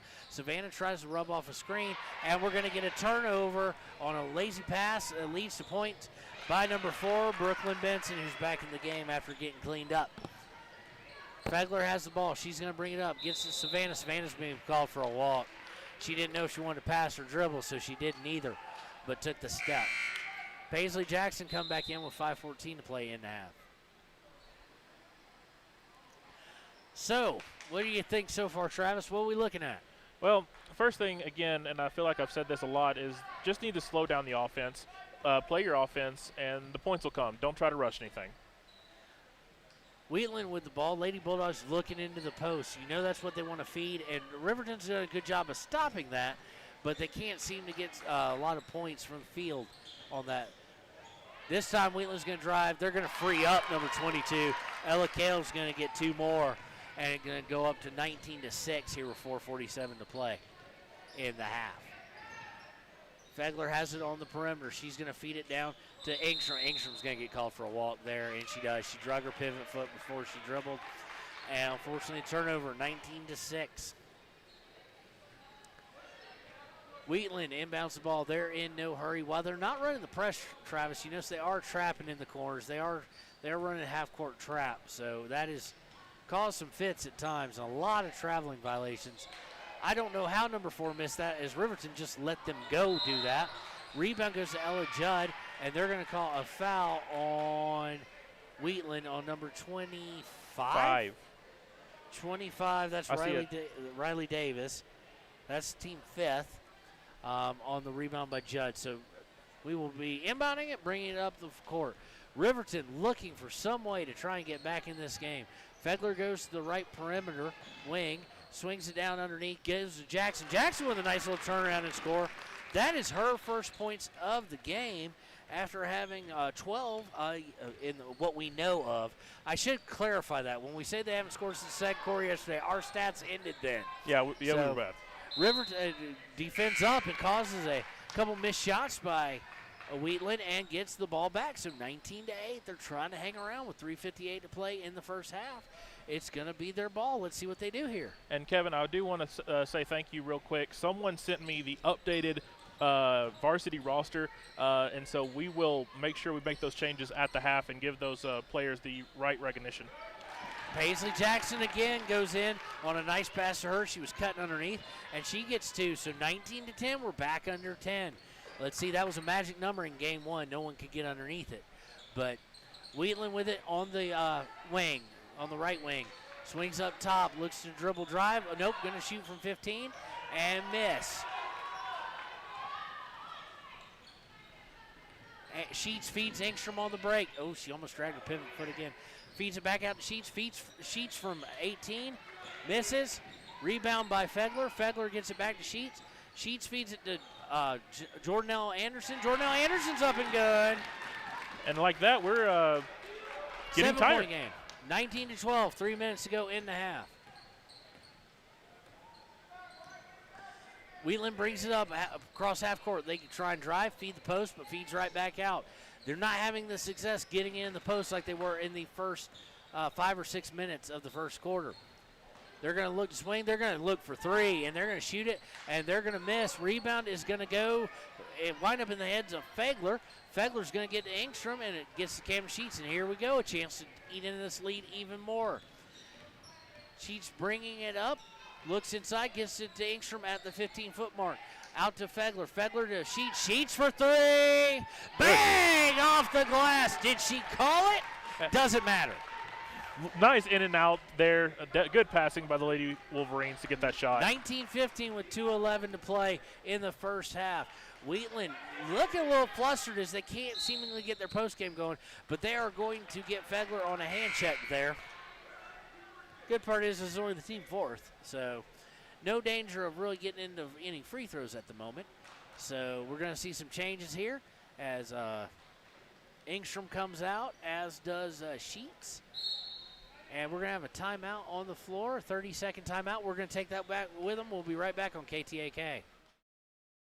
From the wide open spaces to the canyon near you, Wyoming.com is reaching more homes and businesses than ever before. For more than 25 years, we've aimed to provide the best internet and phone service to meet the needs of our customers all across the great state of Wyoming. Now it's getting even better. Wyoming.com, expanding to an area near you. Wyoming.com. We're out there. And welcome back to KTAK. We do apologize. We were sent the wrong roster by the administration of Wheatland High School, so we've been calling guys the wrong name. It's a simple human mistake. We do apologize for those from Wheatland who are listening. So we are going to have to go with names. Not names, numbers the rest of the way out. We'll try and get those updated at half. So at least, who do we have as number 22? Number 22 is Lily Nichols. Okay, so Lily Nichols has been killing it today for Wheatland. So we'll get that up to date. We'll try and update some of them more as we come, but we do apologize for that. Inbound goes, let's adjust the score camera ever so slightly. Inbound by Wheatland. Wheatland's going to have it up around the perimeter. I think they're going to get another hand check, this time on Jordanelle Anderson. They do indeed. That's the 15th foul, with 1:55 left to play in the half.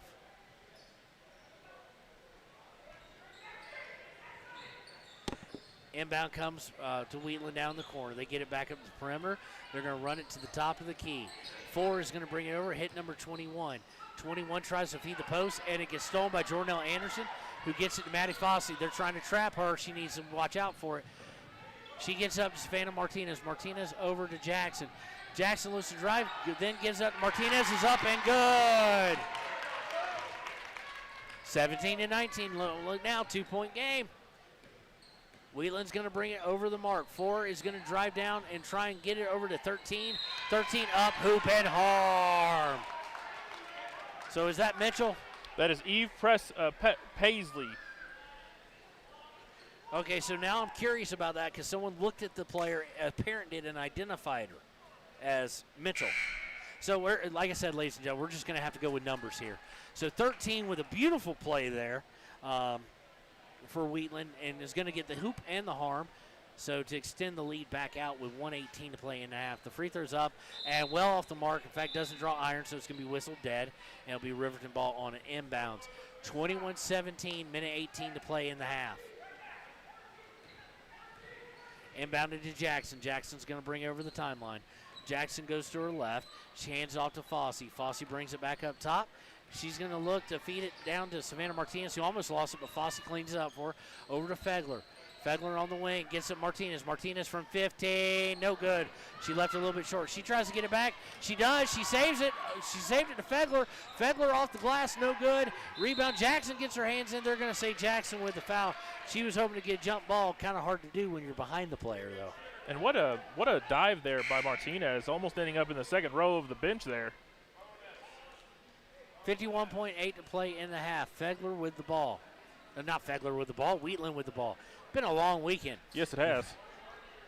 Wheatland's not inbounding yet. Are they saying yeah, it was a foul. And they're going to say, yeah, because it was number 7. It's going to be 1-1. So none of us noticed that. And in comes Gracie Olheiser. She's going to come and get Paisley Jackson. Coach McIntosh having a conversation with the official. There was a lot of confusion on that right there. All right, well, 21 going back to the line to shoot 2. First one is up and is good.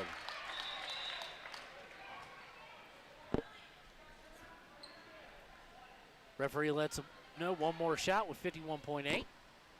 As far as one more free throw, everybody get ready to box out. She takes a couple dribbles, steps into it. Free throws up and no good. Rebound by Martinez. Martinez brings it up, gets it to Fossey. Fossey looking to drive, feeds Fegler down underneath. She gets it to Judd. Judd shoots and misses everything but was hacked, which is why she missed everything. Foul's probably going to go against Lily Nichols, number 22.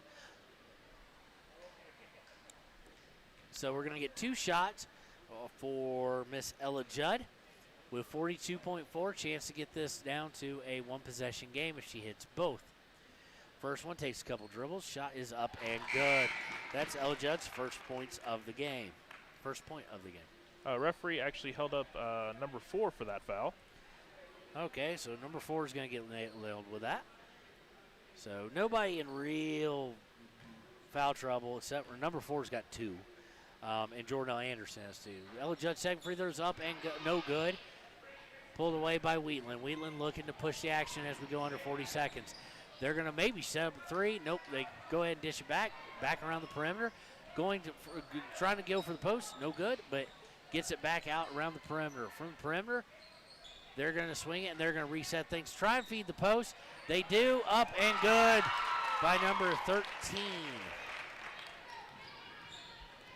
Under 15 to go. Riverton brings it up. They find Martinez. Martinez is going to shoot a 3. No good. Wheatland gets the ball as it goes under 10. They don't look to be in any hurry as we go under 5. Oh, nice steal by Fossey. And she is unable to keep it from going out of bounds, but probably will limit any kind of damage that Wheatland can do here on an inbounds, being about 88 feet away. They just inbound it. They're going to hold it and let the time go out here. So as we go into halftime, the score is Wheatland Lady Bulldogs 24, Riverton Lady Wolverines 18. We'll be right back here on KTAK. From one corner of the state to the other, over 82% of Wyomingites wear their seatbelts. And to the 18% who don't, we say, let's buckle up for life, Wyoming. Central Wyoming College now offers Bachelor of Applied Science degrees in Early Childhood Education and Organizational Management and Leadership, with an emphasis in outdoor education, tribal leadership, or business and entrepreneurial leadership. CWC offers 3 ways to learn: online, virtual, and in person. Learn, grow, lead, and advance at Central Wyoming College. CWC is leading the way with expanded programs in the Bachelor of Applied Science degrees. Why should you choose Lander Medical Clinic or Western Family Care for your health care? In addition to 4 locations in Fremont County, they also provide telehealth. Telehealth can be your go-to answer when you're out of town, on the road, or just can't get to urgent care. All you need is a good internet connection. To schedule a telehealth appointment, call 332-3941 today. That's 332-3941. Lander Medical Clinic and Western Family Care. With telehealth, they're putting your health first every time. When you purchase your car, do you know if you got the best payment possible? The answer is probably no. Oftentimes, your loan is packed with additional charges that can drive your monthly payment higher than it should be, costing you thousands of dollars more for your car. Hi, this is Patty, and here is your second chance to get the payment you deserve. Visit Atlantic City Federal Credit Union today for a courtesy loan review. We've helped our members save money by refinancing their vehicle with us. Now it's your turn. Open your eyes to a credit union. Atlantic City Federal Credit Union.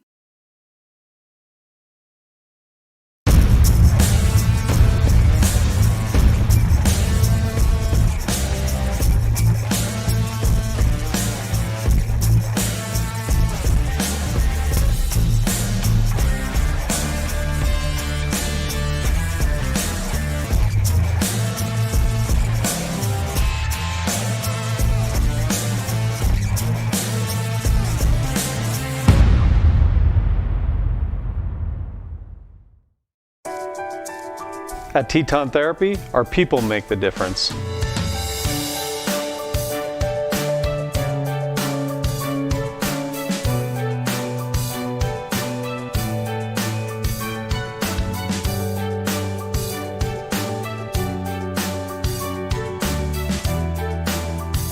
You can live pain-free.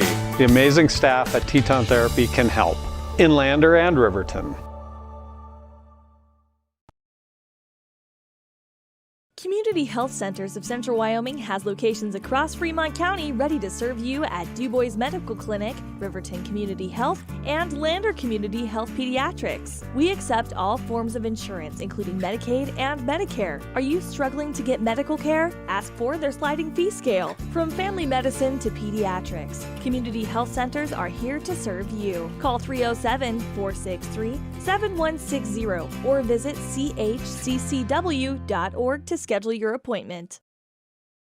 In any sport, athletes face the chance of sustaining an injury. According to the Athletic Training Association, 90% of student athletes reported some sort of sports-related injury. What's more, is 54% report playing while injured. For various reasons, sports-related injuries are increasingly leaving our youth at risk of exposure to opioid-based pain medication. Fremont WhenTheGameSlowsDown.com is here to help navigate monitoring medication, social support, and suggestions on what to do when the game slows down. Brought to you by Fremont County Prevention Program.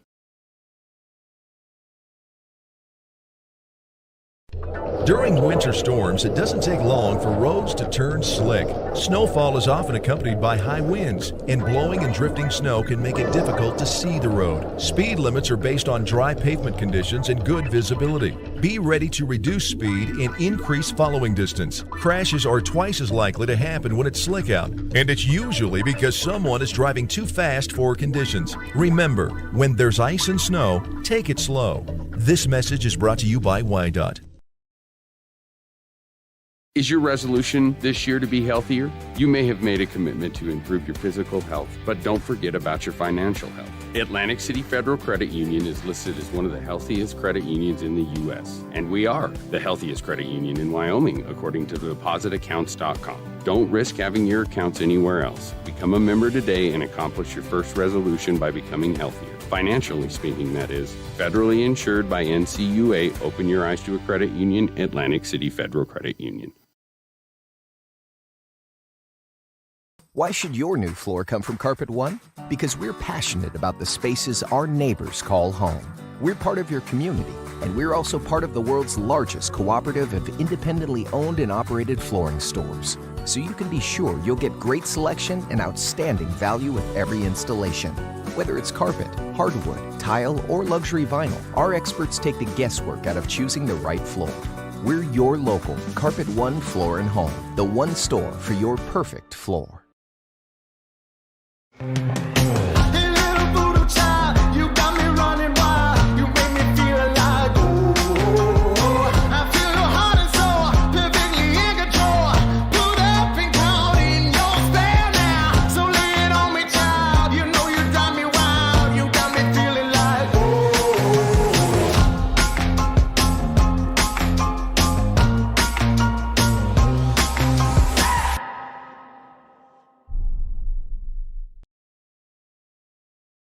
Gotchi Rehabilitation and Wellness knows what it means to be on top of your game. For over 60 years, Gotchi has led the field in providing physical therapy, occupational therapy, and wellness in Thermopolis and their facilities in Wheatland, Basin, Cody, and Shoshone. Whether you're recovering from an injury, deconditioned, post-stroke, or just looking to take control of your health, you'll find years of dedicated experience paired with personal care at Gotchi Rehabilitation and Wellness. Learn more at gotchi.org.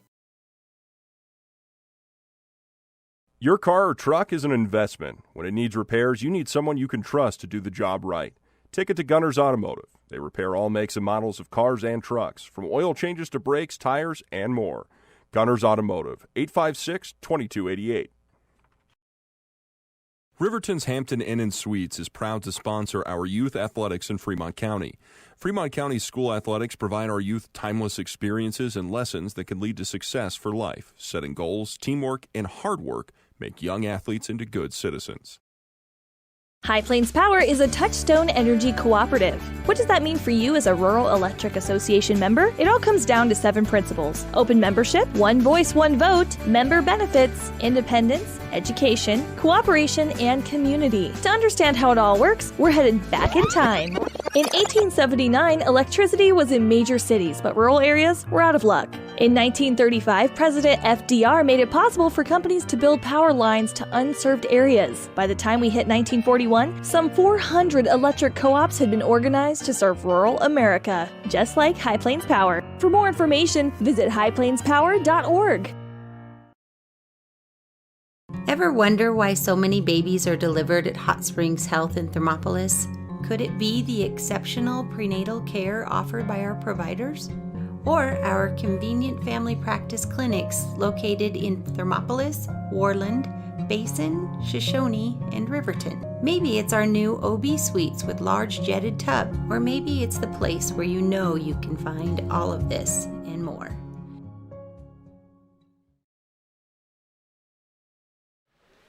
All right, welcome back to the WyoToday Media Halftime Show. Going to be a little abbreviated today. Our stats are relatively fairly simple. Paisley Jackson's got 4. Ella Judd has 1. Camden Sheets has 4. 3 for Haley Engstrom. 2 for Jordanelle Anderson. And 4 for Savannah Martinez. On the other side, we're not even going to attempt because we don't know the names. So we do apologize for that. We'll give numbers, though, here real quick. Number 4's got 7. Lily Nichols, do we know the name of number 4? Okay, never mind. Number 22 has 8. Number 23 has 4. Number 21 has 1. And number 13 has 4. So we will be right back with the start of the second half here in just a moment. Hi, this is Terry Banker. I'm minister at New Hope Christian Church in Lander, Wyoming. We want to support the kids of this area academically, athletically, and spiritually. Our address is 630 Mount Hope Drive. Come to Sunday school at 9:30 and our worship service at 10:45.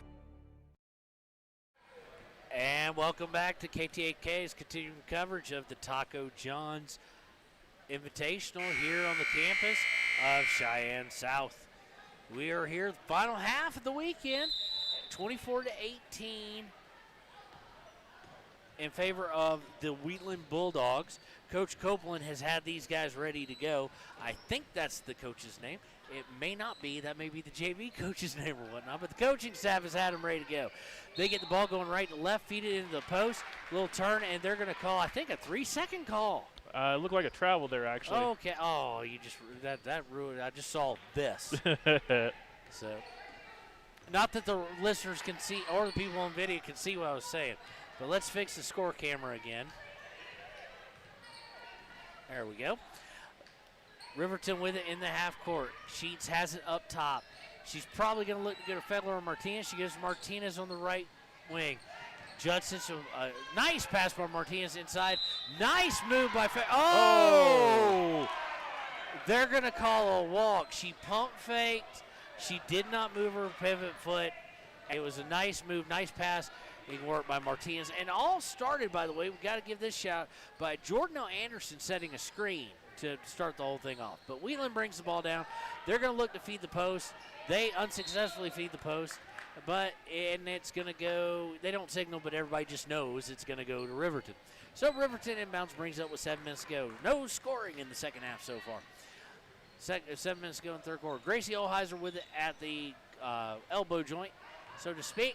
Gives it to Fedler. Fedler over Martinez. She's going to shoot that three, and it's going to be good! Great way to start the second half for the Lady Wolverines. Savannah Martinez brings this within a 3-point game, 24-21, 6:39 to play in the third.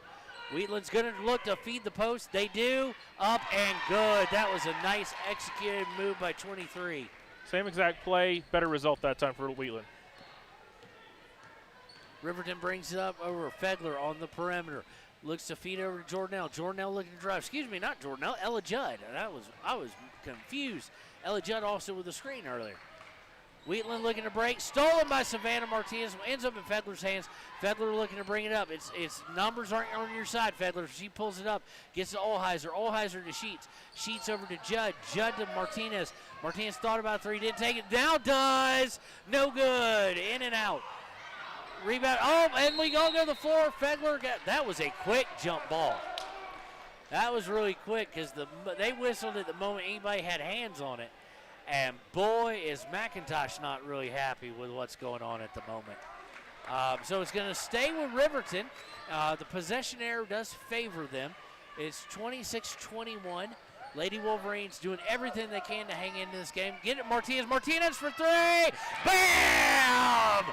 Savannah Martinez has woken up. 6 points quickly. Timeout on the floor by the coach of Wheatland Lady Bulldogs. He's going to take a 30-second timeout. We'll take it with him. We'll be right back on KTAK.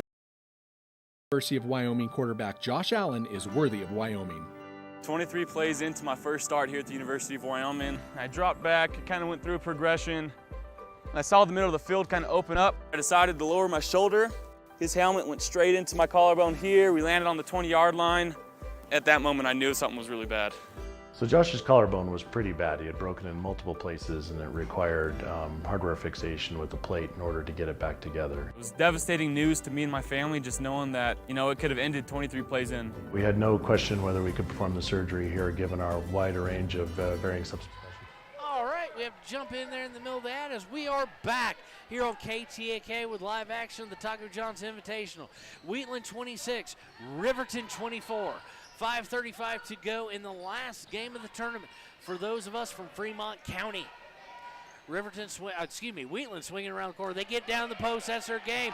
Good defense by Riverton. They make her force it out. They drive back down. She goes in wildly. She's going to lose control, and Riverton is going to have the ball with a chance to tie it up. What a series of events, and credit the ref for holding the whistle there. Absolutely, yes. They kind of knew she was out of control, let it go. Sheets brings it up, gets it over to Fedler. Fedler's going to drive the baseline. Stops. Oh, had a shot. Olheiser for three. Good! Gracie Olheiser gives Riverton the first lead of the game, 27-26. 5 minutes to go in the third. Wheatland brings it up. They're looking. They shoot a little 15-footer. It's no good. Rebound, though, goes to the tall one in number 22, who has been so good today. Absolutely. Lily Nichols. It's not fair I call her name, so I'm just going to say 22. It's not fair if I just call her. 22, but it goes out of bounds over to Riverton. Riverton with a chance to extend the lead. Fegler brings it up. Fegler going to hit Savannah Martinez on the cut, but she can't keep control of it. And it goes out of bounds. She went to take a power dribble. She didn't even need to do that. She could have just gone straight up with it, and she lost it out of bounds. I couldn't tell if it went off her foot, but kind of looked like it did. 27-26. Lady Wolverines with the lead. Wheatland brings up. They're going to shoot a quick three. They're going to miss. Martinez with the rebound. She's looking for help to get rid of the ball. She's going to be fouled by number 23. And that was really a bailout. That's going to be their first team foul, but her second team foul. Yeah, nobody. It was kind of interesting. You would have expected like Fegler or Camden Sheets or now Paisley Jackson coming in for Fegler for them to have come back to the ball, but they just took off and left Savannah kind of just sitting there, and in the rush to put together a trap, it didn't work. So anyway, off the foul inbounds, Camden Sheets going to bring up. She's going to get it to Savannah Martinez for three. No good. Rebound by Ella Judd and Paisley Jackson, if only one of them had held it. And we're going to get a foul underneath on number 4. And it's going to be rebound. Ella Judd going up very intensely. And here comes intensity number 2 to give her a little breather. Jordanelle Anderson in. So Ella Judd and Jordanelle Anderson, I think the reason I get them confused so often is they both wear their hair in a very braided ponytail, 1-2, 1-1, so you think that'd be the difference. But they play very similarly. Inbound to Savannah Martinez. She goes around and up and in for 2. She's already got 8 this half, Travis. Wait, that was an amazing move going around the defender to just get that easy 2-pointer. Down comes Wheatland. Wheatland hands off. They want to work it inside. They try and hit a runner. No good. Camden Sheets with a rebound and a foul over the back. They're going to nail for that, and now the coach for Wheatland's not happy. It's funny, now McIntosh is kind of all smiles. Yeah, that entire bench over on the Lady Wolverines, they are having a blast. They're up and down. Coach McIntosh is just smiling away.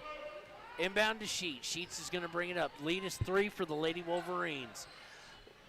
Sheets goes to her left, finds Gracie Olheiser up top. Olheiser swings it over to Jackson. Jackson uses the screen by Olheiser. Went for a nice pass, need a little bit more on it. Taken away by the Lady Bulldogs. Wheatland coming on the drive. They're going to go all the way down. Might be a charge. Is a charge. Savannah Martinez. And that more so is probably on 22 because you saw it a mile away. Absolutely. So number 22 gets called for the offensive foul. Savannah Martinez setting up for the charge. I think someone's getting upset with me being so excited because they just looked over here like, eh. Yeah. We are kind of stuck between the Wheatland and the Riverton sections, ladies and gentlemen. So we are definitely pro Riverton here. Sheets is going to bring up. She's going to drive right. She's going to look for somebody to go. She gets trapped. She is in trouble, but is able to get it to Engstrom. Oh, nice steal by number 14. 14 takes it down for Wheatland. Nice pump fake up and good. Telegraph that pass a little bit too much. 3:09 to play in the third quarter. 29-28 Riverton. Jackson looking for Engstrom on the pass. Nice pass, rush shot. Shot is no good. Wheatland comes away with it. Been nice to see a jump stop there and an easy 2. Wheatland looking to retake the lead. Swinging it around the perimeter. Now driving the baseline. Baseline out. Open 15-footer for 21. She is short. Engstrom goes up, grabs that board. She gets over to Sheets. Sheets will bring it up into the half court to set up the offense for the Lady Wolverines. Savannah's going to drive, and that was not a wise pass. You don't expect passes to come underhand from the knees, so you can't really fault Engstrom for going through to make a cut or go to make a screen. Absolutely. So turnover by Lady Wolverines, 1-point game, 2:34. We got ourselves a ball game, partner. And just think about this. In the first quarter, I believe it was 14-0 before Riverton was able to score, and now they're leading by 1 with 2:30 and counting in the third quarter. Wheatland comes in. They drive down long. 3 from the baseline is no good. Rebounded by Jackson. Jackson's going to throw it to Wheatland. And Wheatland's going to come down, try it. Oh, that might have been a walk, but not called. Turn around, and they're going to get a foul instead. Is it on Fossey or is it on Fegler? It's going to be on one of the two. Fegler is pointing to herself. I don't know if that's who they're going to call it on. It is. Yes, it is. So it's going to go against McKay Fegler. That's her second, team first, though, of the third quarter. Excuse me. 2:12 playing third. at the line is Wheatland. They put the first one up and good. That's number 14. Again, we apologize that we don't have names. We were sent the wrong roster by the school, which is all right. Everybody's human. 13 going to put up that second free throw, and it is good, and it also gives Wheatland back the lead, 30-29. Quickly, Riverton gets it up. They get it down to Engstrom. Engstrom passes over to Fossey. Fossey out to Fegler. Fegler for a long three. Bam! Fegler from way downtown. Great passing by the Lady Wolverines Her there. First points of the night will come with 1:56 left in the third. 32-30, Riverton Lady Wolverines. Wheatland brings it down, looks to drive. Oh, that was a pretty split of the defense, but misses it, and Fegler comes away with it. Fegler looking to push the action. Pulls up, though, when she realizes it's 4-on-5. Gets it to Jackson. Jackson's not shooting a three. Jackson to Fegler. Fegler for three again. No good. It's off, and Wheatland with the rebound. Now Wheatland's looking to break, but it's a 1-on-3. She doesn't notice it yet, though, so she's going to continue to break. Finally pulls up. Cross-court pass up from 8 feet, and good. Number 14 from 8 ties it with 1:18 to go in the third. 32-32. Lady Wolverines definitely want to get a good win here for that 4.5-hour bus ride back home. Absolutely. Runner missed by Riverton, pulled away by Wheatland. Wheatland's going to bring it up. They're going to slow it up a little bit, and you have no doubt, Travis, they're going to look to the paint. Absolutely. I mean, they got to look to the post here. Absolutely. They kick it to the outside in the corner, not really setting up in the post, which has been their bread and butter. Cross-court pass, ill-timed. Jordanelle Anderson with the rebound, gets it to Fegler. Fegler hits Fossey. Fossey's going to go in. She's going to lose it, and Jordanelle's going to go to the ground. Everybody's going to go to the ground, and we're going to have a walk on Wheatland. So it's going to be Riverton ball here with 41 seconds to go in the third. Back comes Savannah Martinez. Out goes Jordanelle. So we've got 41 seconds, 32-32. Fegler going to be inbounding underneath her own basket on the baseline. Wheatland wanting to stop this. They get it to Jackson. Jackson swings out to Fossey. Fossey on the perimeter, kicks it to Fegler. Fegler for three. Hits everything, comes back down, but it did hit the top of the backboard.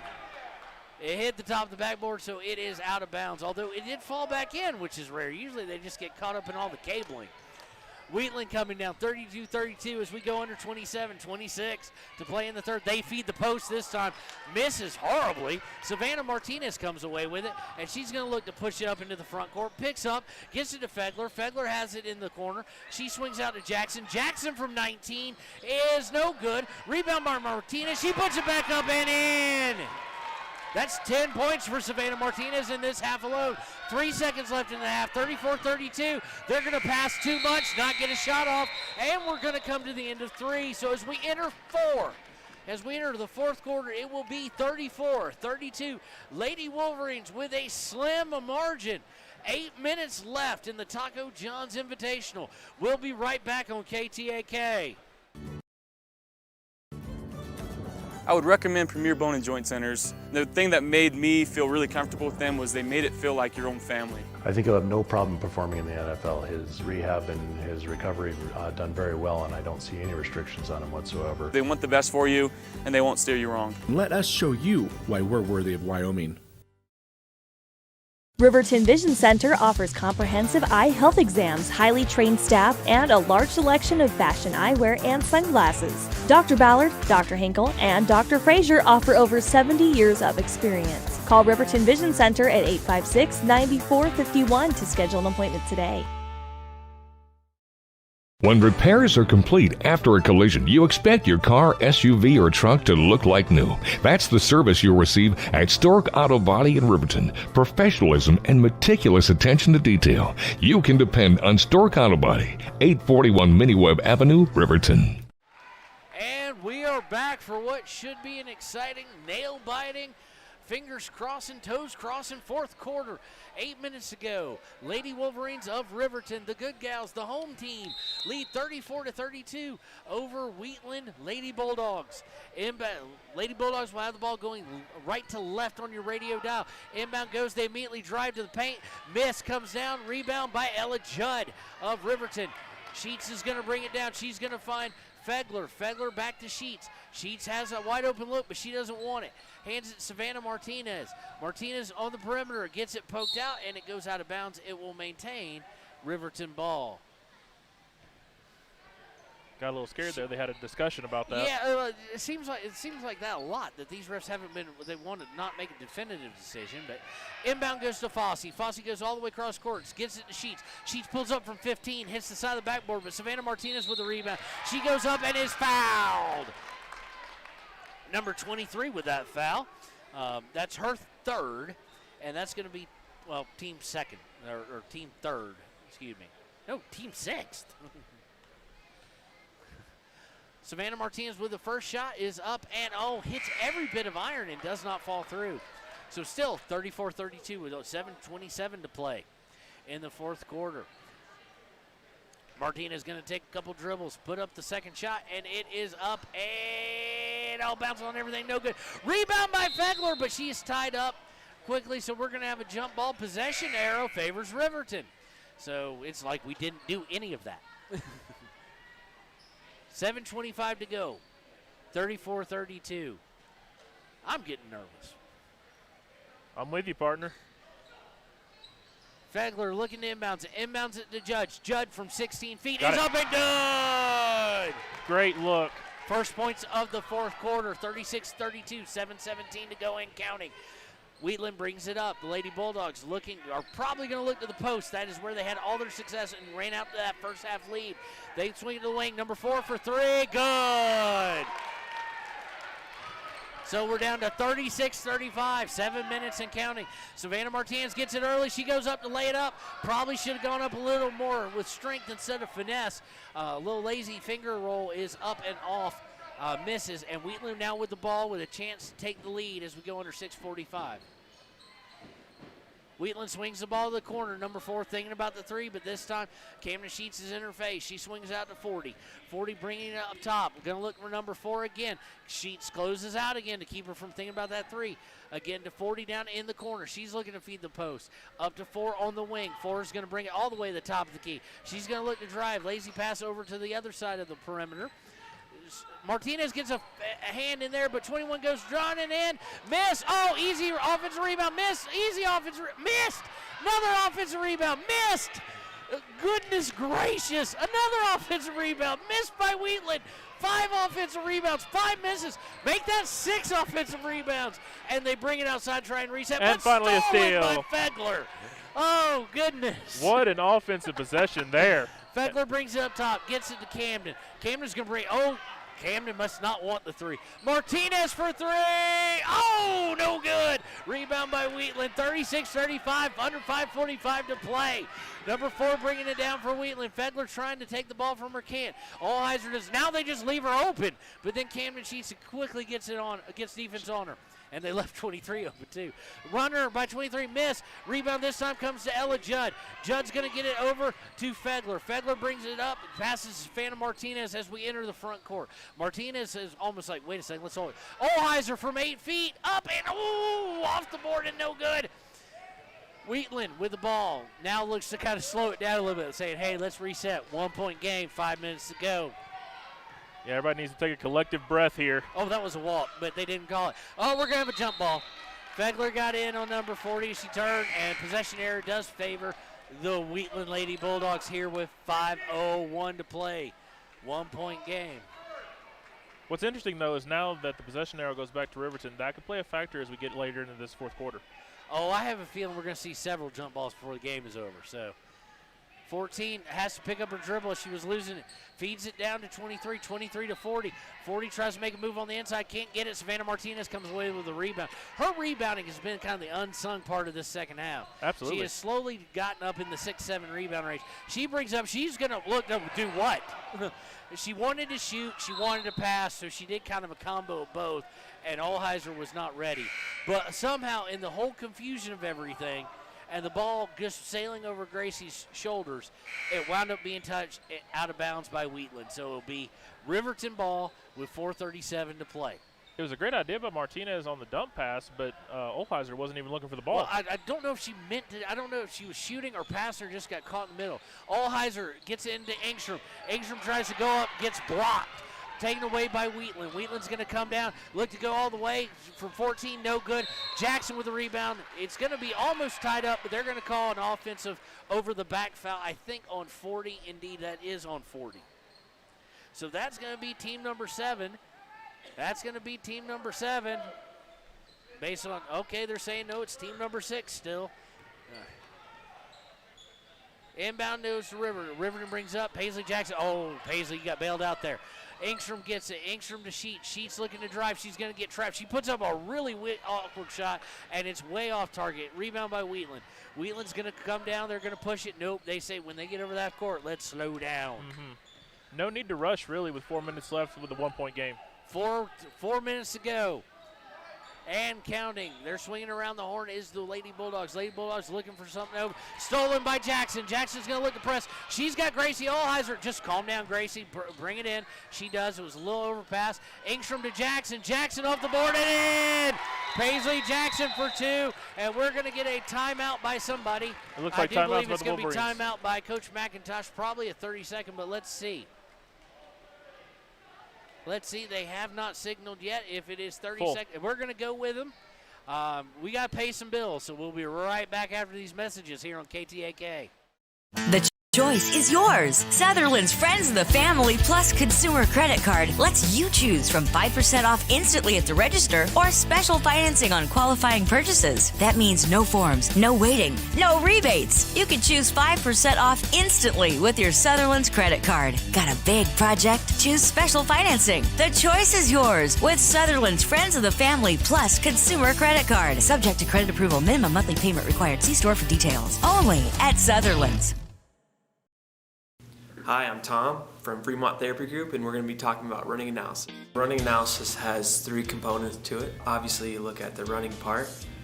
That's kind of the gait pattern, looking at how well they strike the ground. The next part looks at how strong they are, their legs, also how flexible they are. There's certain muscles that become tight the more you run. And then the last part, it's looking at how well you move. So you're looking at ways to help you reduce your chance of injury. Come on in, you're gonna love it. We'll get you on the treadmill and start the process. All right, welcome back to KTAK's coverage of the Taco John Invitational. Riverton Lady Wolverines with a slim 38-35 point lead here with 3:36 to go and counting in the 4th quarter. Wheatland with the ball. They're going to bring it up. They're going to swing it around the perimeter, get it down to the free throw line. Now they feed the post. Martinez with the steal. Martinez is going to bring it up. She's going to probably look for Camden. She gets it to Camden. Camden, the reliable ball handler. Not a lot of points, but knows how to run the offense. Gets over to Martinez. Martinez swings it way down to Engstrom. Engstrom back out to Sheets. Sheets for 3. Good! Camden Sheets, the coach's daughter from way downtown. What a great look and what a great shot by Sheets there. 3:02 to go, 41-35. Lady Wolverines have extended this to their biggest lead of the day. Well, Lady Bulldogs look to answer, and they do. Number 4 from way downtown. 41-38, 2:46, 2:45. Whew. Sheets with it up top. Sheets with it up top. Gets it Jackson. Engstrom sets the screen. Jackson's going to give it to Seal. No, she's not, because Jordanelle Anderson won't let it happen. But on a pass by Jordanelle, it does happen. Going all the way up and no good. There's going to be a foul on Jordanelle Anderson, though, her 3rd. These Lady Wolverines and these are playing really hard, but these Lady Bulldogs are not going to go away with 2 minutes and 30 seconds left. No. Number 22 at the free throw line can pull within 1. Her first one is up and good for the Wheatland Lady Bulldogs. Fegler back in for the Lady Wolverines. And Ella Judd also back in for the Lady Wolverines. I assume most people realize when I say the coaches are, Camden Sheets is Bo Sheets' daughter. The boys coach. 22 up and no good. So it remained a 2-point lead as Ella Judd came away with the rebound. They're going to say she walked. And I don't know if she did or not, because I was trying to figure out what all was going on. So we're going to have a turnover here, which means a chance to tie or take the lead for Wheatland. Inbound goes all the way out to the far perimeter. 22 is going to bring it up towards 3-point line, swing it to 4, who's been deadly from 3-point. They get underneath 13, up and good and tied. 2:19 to go, 41-41. Sheets gets it to Martinez. Martinez wants it, she feels it, she's off though. She goes to get it back, she's able to get it back. She has it. Are they going to call the timeout? They're going to call a walk? They're going to call what? No, they're going to give timeout to Riverton.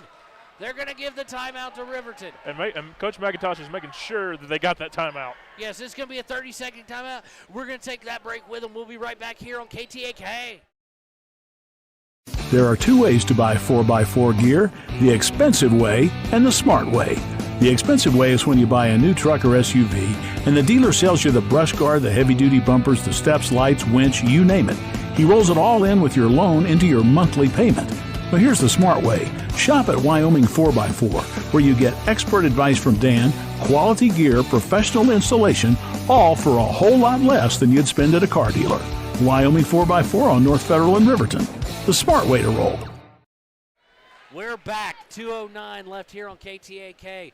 Lady Wolverines, Lady Bulldogs tied at 41. Coming out of a 30-second timeout on a real hustle play by Savannah Martinez to keep the ball in possession of Riverton. She's going to be inbounding the ball. You've got your starters in, with the one exception being Ella Judd, who did not start today. She is in for Jordanelle Martinez's spot. They're going to swing it down to Ingstrom. Ingstrom for two. No good. It's going to be taken away by Wheatland, but there's a loose ball. Everybody jump and dive.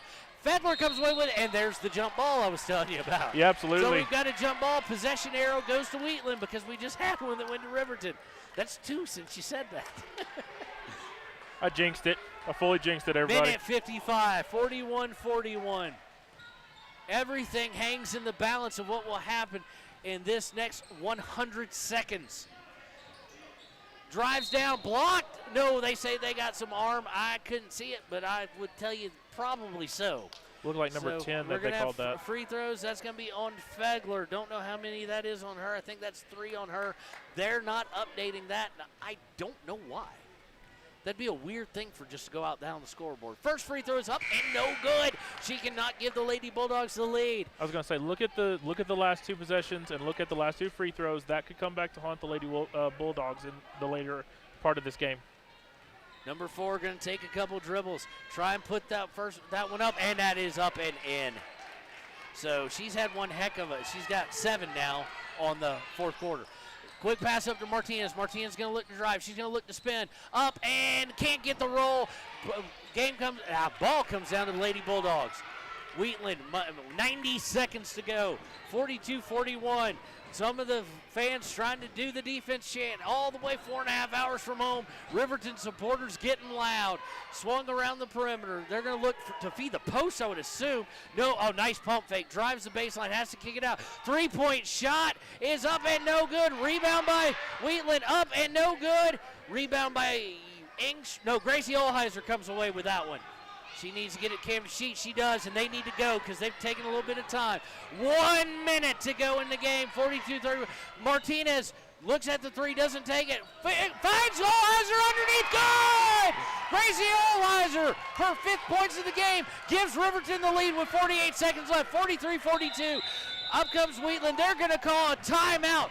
What a pass by Martinez to find the open Olheiser. We're going to have a full timeout. We're going to take that with them and pay some bills. We'll be right back on KTAK. From the wide open spaces to the canyon near you, Wyoming.com is reaching more homes and businesses than ever before. For more than 25 years, we've aimed to provide the best internet and phone service to meet the needs of our customers all across the great state of Wyoming. Now it's getting even better. Wyoming.com, expanding to an area near you. Wyoming.com. We're out there.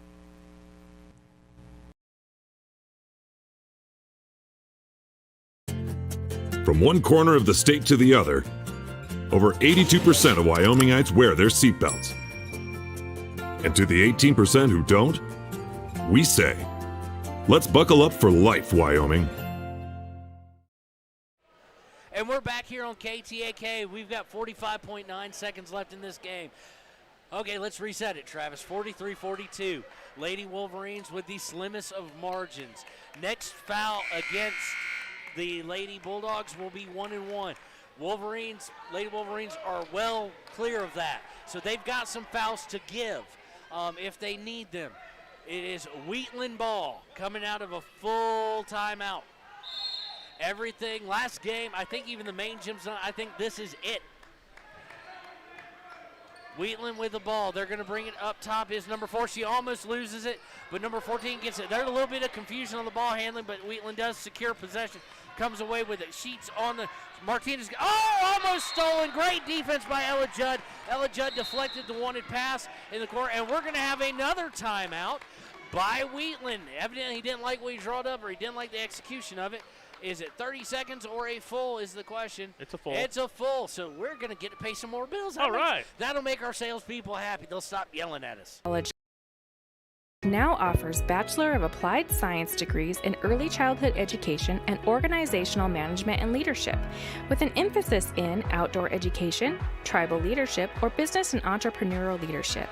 CWC offers 3 ways to learn: online, virtual, and in person. Learn, grow, lead, and advance at Central Wyoming College.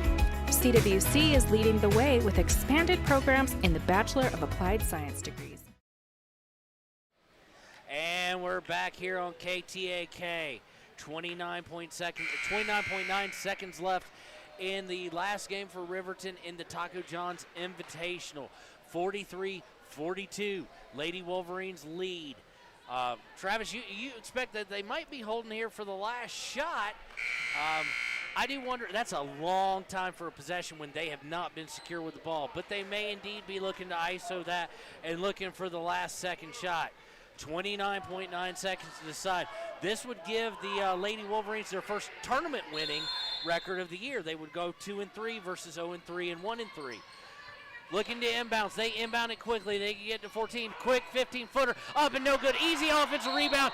Foul on Fedler, I do believe. That, I think, is going to be her 4th. I actually don't mind the foul. Some may. But at the same point in time, that looked like an easy putback until that foul. So she's going to have to go to the line. She's going to have to earn it. She's already missed a couple. So 22 at the line. First free throw is up, and it is no good. Rattles in and out. That's going to be huge. That's huge. What a miss there. So now the question is, if she makes it, does McIntosh go for the last shot? It's all up in there, and maybe free basketball to boot. 22, all the Riverton fans stomping their feet, going nuts. 22 gets the free throw up and good, and we have a tie game. I expect get it to the free throw, get it across half court, call the timeout.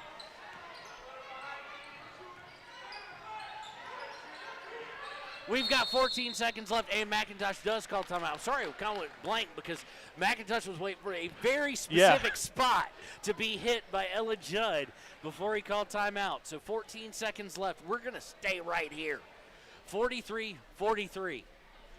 I'll tell you what, partner, the last 2 games that we've done, excellent games, really good games. Last night we had the South against South, the boys game, came down to the wire. That was a lot of fun.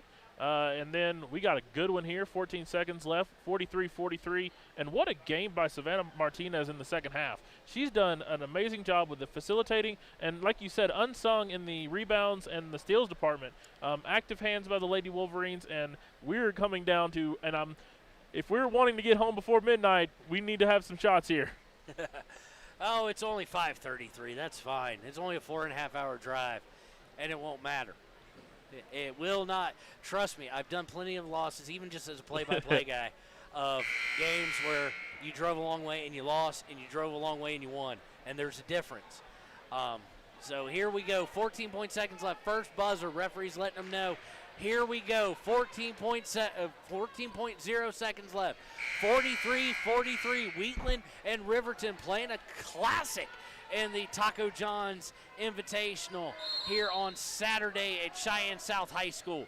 Inbound goes to Sheets. She's going to look as we go under 11. Martinez, she's going to shoot a 3. Good! Oh, she hits from way downtown with 6 seconds left. 4.4's on the clock. I'm sure they'll put 2 more on. Wheatland with a timeout. Savannah Martinez just said, I've got ice in my veins. I'm taking it. That was much earlier shot than I thought. I was expecting a lot more time to be taken off the clock. I was expecting the last shot, but you know what? A 3's a 3. I'm happy for it. 46-43 with 4.4. They're going to put 7.0 left. I think we're looking at a full timeout, so we're going to take that break and be with you for the exciting 7 seconds that we've got left. Why should you choose Lander Medical Clinic or Western Family Care for your health care? In addition to 4 locations in Fremont County, they also provide telehealth. Telehealth can be your go-to answer when you're out of town, on the road, or just can't get to urgent care. All you need is a good internet connection. To schedule a telehealth appointment, call 332-3941 today. That's 332-3941. Lander Medical Clinic and Western Family Care. With telehealth, they're putting your health first every time. And welcome back to KTAK. Boy, have we got a thriller here. Savannah Martinez, ice in her veins, took the three-pointer from the left, basically the left, what am I looking for? Left wing to give the lead 46-43. So now, barring anything really strange, the absolute best that can happen, the absolute worst that can happen is overtime. Absolutely. They've got 7 seconds. I do wonder here, does Coach McIntosh put just a little token pressure? You'll see teams that never press put a little up there just so you can't roll the ball. You can't just take your time to make it where you got to take a little bit longer instead of just a free run. But as we see now, he is elected not to. So they're going to give a free run here with 7 seconds left. Nope, here comes Camden Sheets. She is going to guard this, and McIntosh immediately after seeing what the set is going to call a timeout. I expect it to be 30 seconds, so we'll be right back on KTAK. Do you know if you got the best payment possible? The answer is probably no. Oftentimes, your loan is packed with additional charges that can drive your monthly payment higher than it should be, costing you thousands of dollars more for your car. Hi, this is Patty, and here is your second chance to get the payment you deserve. Visit Atlantic City Federal Credit Union today for a courtesy loan review. We've helped our members save money by refinancing their vehicle with us. Now it's your turn. Open your eyes to a credit union. Atlantic City Federal Credit Union. And we're back here on KTAK. First buzzer of that timeout's going. 7 seconds left. Let's see, with only 14 fouls, does Coach McIntosh elect to put a guard up like he was running Camden Sheets up to foul after a second or two and give less time on that clock? That would be a very savvy maneuver, Travis. Absolutely, and it looks like that's what's happening, but no foul. No foul yet. And now would be the time you'd want to foul. She's going to drive. The three is up. It's no good. Riverton wins. Lady Wolverines pull off the comeback, pull off the upset, and win 46-43. Really good job of closing out on the three-point shot. It was probably as good a look as you're going to get, but it wasn't a great look. So once again, the final here at Cheyenne South High School. Riverton 46, Lady Bulldogs of Wheatland 43. We'll be right back with the Click It or Ticket post-game show.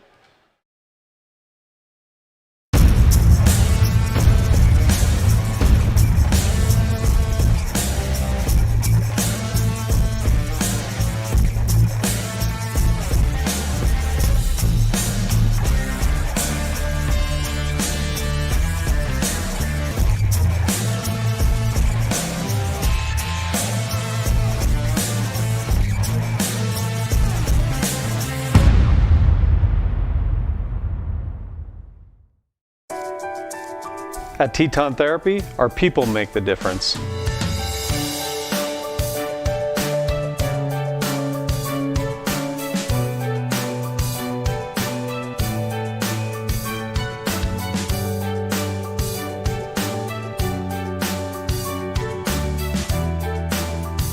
You can live pain-free. The amazing staff at Teton Therapy can help in Lander and Riverton. Welcome back to the Click It or Ticket post-game show here on KTAK. Boy, what a way to end it all. Riverton pulling it out on a last-second shot hit by Savannah Martinez. We're told by Coach McIntosh we're going to get Savannah here in a few moments. But I'm going to try and catch my breath. Travis, you talk. Man, what a game it was for sure. And, again, if you look back at the first quarter, the Lady Wolverines could not buy a basket for the first 3 or 4 minutes of the game, went down double digits, and then all of a sudden it just started coming together. And it started with the offensive and defensive side of the ball, obviously. Offense, they ran it very well. They slowed down the pace as I thought they would. And defensively, it was Savannah Martinez in the second half who did an excellent job of making sure that the ball was absolutely not going to go anywhere but in her hands, and made sure that she was going to be the one that won the game. And by the way, what a shot at the very end of the game for Savannah to basically ice the game. All right, well, we're about to get Savannah Martinez, so we'll be right back here on KTAK with our Papa Murphy's Player of the Game. Community Health Centers of Central Wyoming has locations across Fremont County ready to serve you at Du Bois Medical Clinic, Riverton Community Health, and Lander Community Health Pediatrics. We accept all forms of insurance, including Medicaid and Medicare. Are you struggling to get medical care? Ask for their sliding fee scale. From family medicine to pediatrics, Community Health Centers are here to serve you. Call 307-463-7160 or visit chccw.org to schedule your appointment. All right, we're back here on KTAK with our Papa Murphy's Player of the Game. Savannah. Yes. Tell me about that last shot. What was going through your head when you saw it was going to be there? I was pretty nervous because I was like, my team is depending on me, so I just shot that with confidence. Were you kind of shocked that they were actually giving it? They actually gave you the opening to do it. I thought they were going to close out on you and say anybody but you. Yes, I thought they were going to give me tough defense. But in the end, the shot was open, and I took it. Oh, yeah, so how does it feel to hit a game winner like that, especially knowing that you're about to get on a bus for 4.5 hours? So the difference in mood is great. Yes, it feels good to get another win with the team. We've been really pushing and working hard, and I think this game we worked as a team. Absolutely. I've noticed in calling your games here that between game 1 and game 2, you've become a fierce little rebounder. Yes, I like to get the boards. Has that been kind of a conscious effort to crash the glass a little bit more? Because in a lot of these games, y'all don't have the height that some of the rest do. But it was an incredible game. Everybody playing the role. Congratulations again on being the Papa Murphy's Player of the Game. We're with Savannah Martinez, the hero of the Lady Wolverines today, as she hits a last-second shot with 4.4 remaining on the clock. And we'll see you in just a few minutes back here on the Click It or Ticket postgame show. In any sport, athletes face the chance of sustaining an injury. According to the Athletic Training Association, 90% of student athletes reported some sort of sports-related injury. What's more is 54% report playing while injured. For various reasons, sports-related injuries are increasingly leaving our youth at risk of exposure to opioid-based pain medication. Fremont WhenTheGameSlowsDown.com is here to help navigate monitoring medication, social support, and suggestions on what to do when the game slows down. Brought to you by Fremont County Prevention Program. Welcome back to the KTAK Click It or Ticket postgame show. We are getting ready to wrap things up on a successful tournament. Really the first one where you can say both teams had a successful tournament. Both teams came down here. Both looked very sluggish leaving at 4 a.m., getting here and playing Kelly Walsh. Girls got beat badly. Boys got beat badly.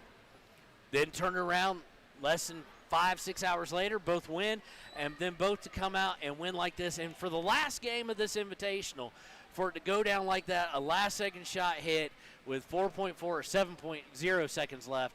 I mean, you know, there's some people would be wait for the shot. The shot was there. Mm-hmm. As Savannah even told us, she was shocked that it was there as well as it was. So any final thoughts there, Travis? Absolutely. The last two games against Wheatland, going into now next weekend for Riverton, it's got to feel good. It has to give them that boost. I can't wait for next Friday.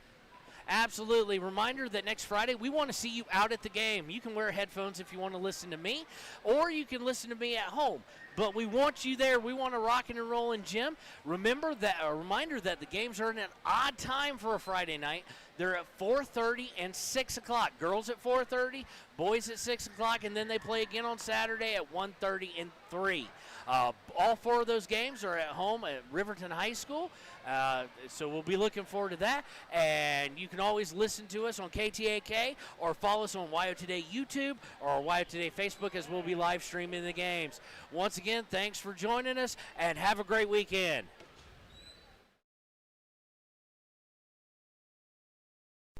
During winter storms, it doesn't take long for roads to turn slick. Snowfall is often accompanied by high winds, and blowing and drifting snow can make it difficult to see the road. Speed limits are based on dry pavement conditions and good visibility. Be ready to reduce speed and increase following distance. Crashes are twice as likely to happen when it's slick out, and it's usually because someone is driving too fast for conditions. Remember, when there's ice and snow, take it slow. This message is brought to you by WyoToday. Is your resolution this year to be healthier? You may have made a commitment to improve your physical health, but don't forget about your financial health. Atlantic City Federal Credit Union is listed as one of the healthiest credit unions in the U.S., and we are the healthiest credit union in Wyoming, according to depositaccounts.com. Don't risk having your accounts anywhere else. Become a member today and accomplish your first resolution by becoming healthier. Financially speaking, that is. Federally insured by NCUA. Open your eyes to a credit union. Atlantic City Federal Credit Union. Why should your new floor come from Carpet One? Because we're passionate about the spaces our neighbors call home. We're part of your community, and we're also part of the world's largest